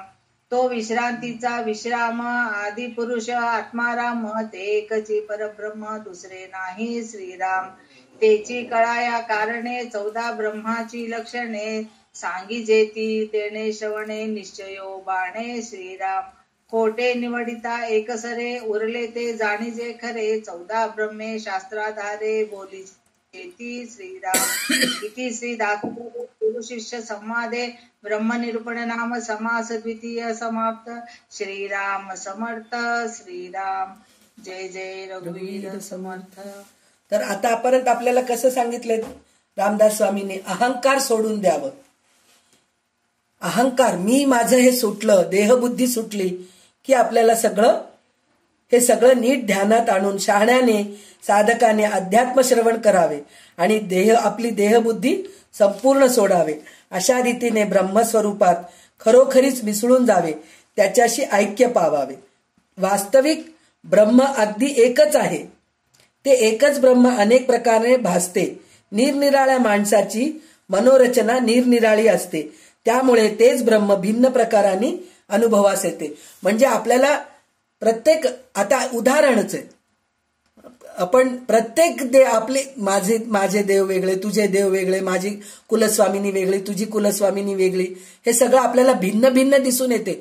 पण प्रत्यक्षात बघितलं तर परब्रह्म एकच आहे. तर त्याच्यातल्या कितीतरी नावं सांगितलेले आहेत.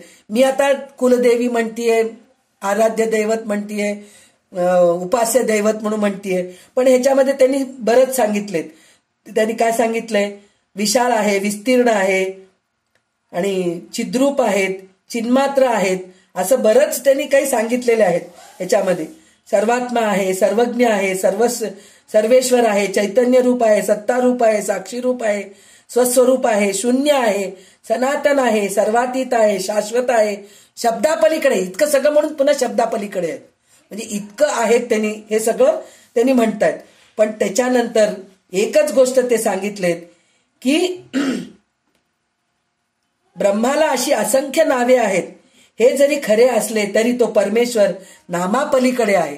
म्हणजे खरं परब्रह्म परमेश्वर हा नामापलीकडे, त्याला नावच नाहीये. त्याच्या स्वरूपाची काहीतरी निश्चित कल्पना यावी म्हणून इतकी नावे त्याला. म्हणजे आता आपल्याला सगुण धरूनच निर्गुणाला जावं लागतं. सगुणोपासना केल्यानंतरच निर्गुण आपल्याला अनुभवात येते. म्हणून हे सगुणाची नावे आहेत म्हणून सांगितलेत. जेथे विश्रांतीला विसावा मिळतो असा तो आदिपुरुष आहे.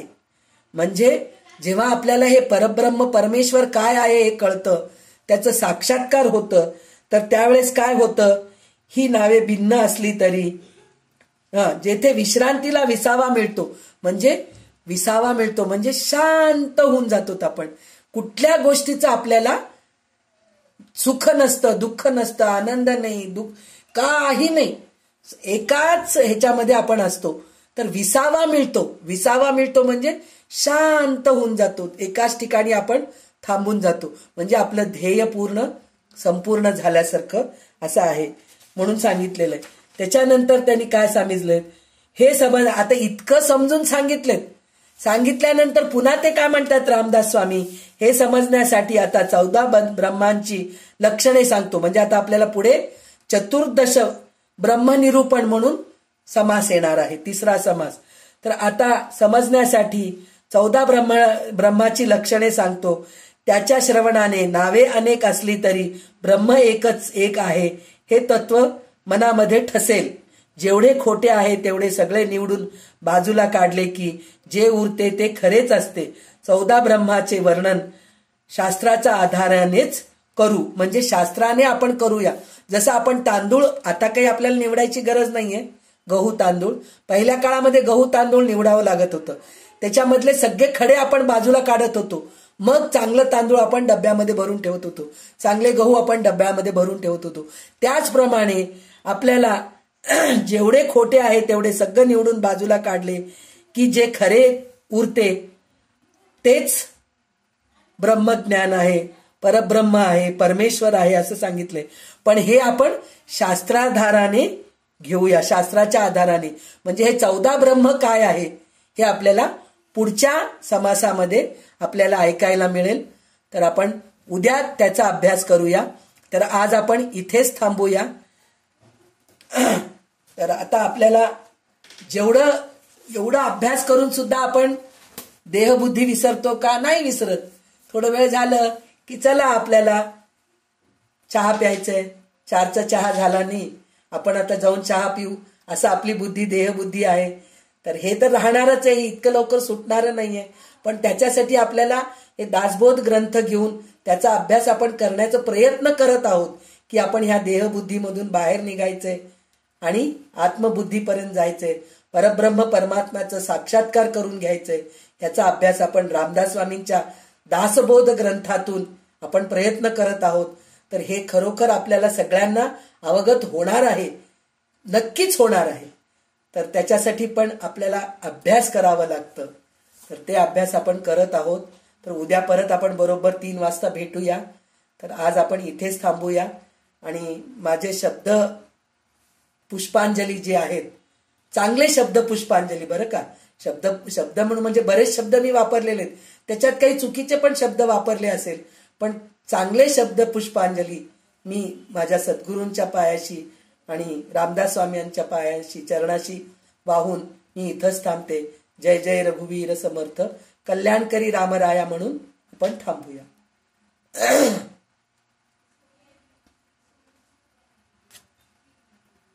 अनम्यूट कर फोन. माझ्याकडे नाहीये सध्या, शोधावं लागेल. बर मीच म्हणते, 1 मिनिट थांब.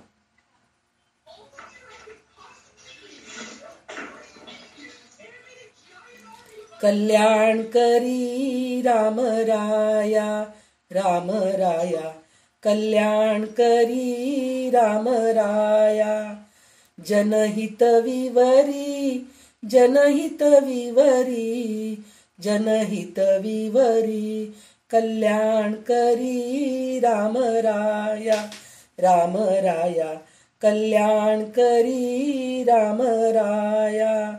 तळमळ तळमळ होतची आहे होतची आहे, तुझा तूची सावरी दयाळा, कल्याणकरी रामराया रामराया, कल्याणकरी रामराया.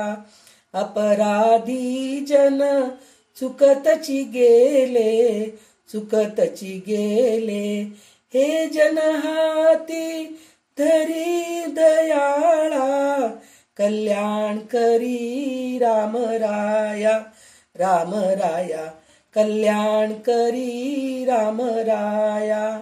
कठीण त्यावरी कठीणची झाले कठीणची झाले, आता न दिसे उरी दयाळा, कल्याणकरी रामराया रामराया, कल्याणकरी रामराया.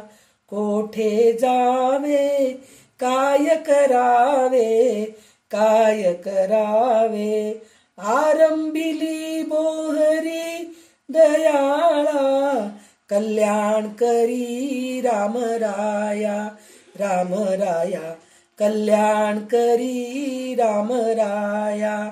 दास म्हणे आम्ही केले पावलो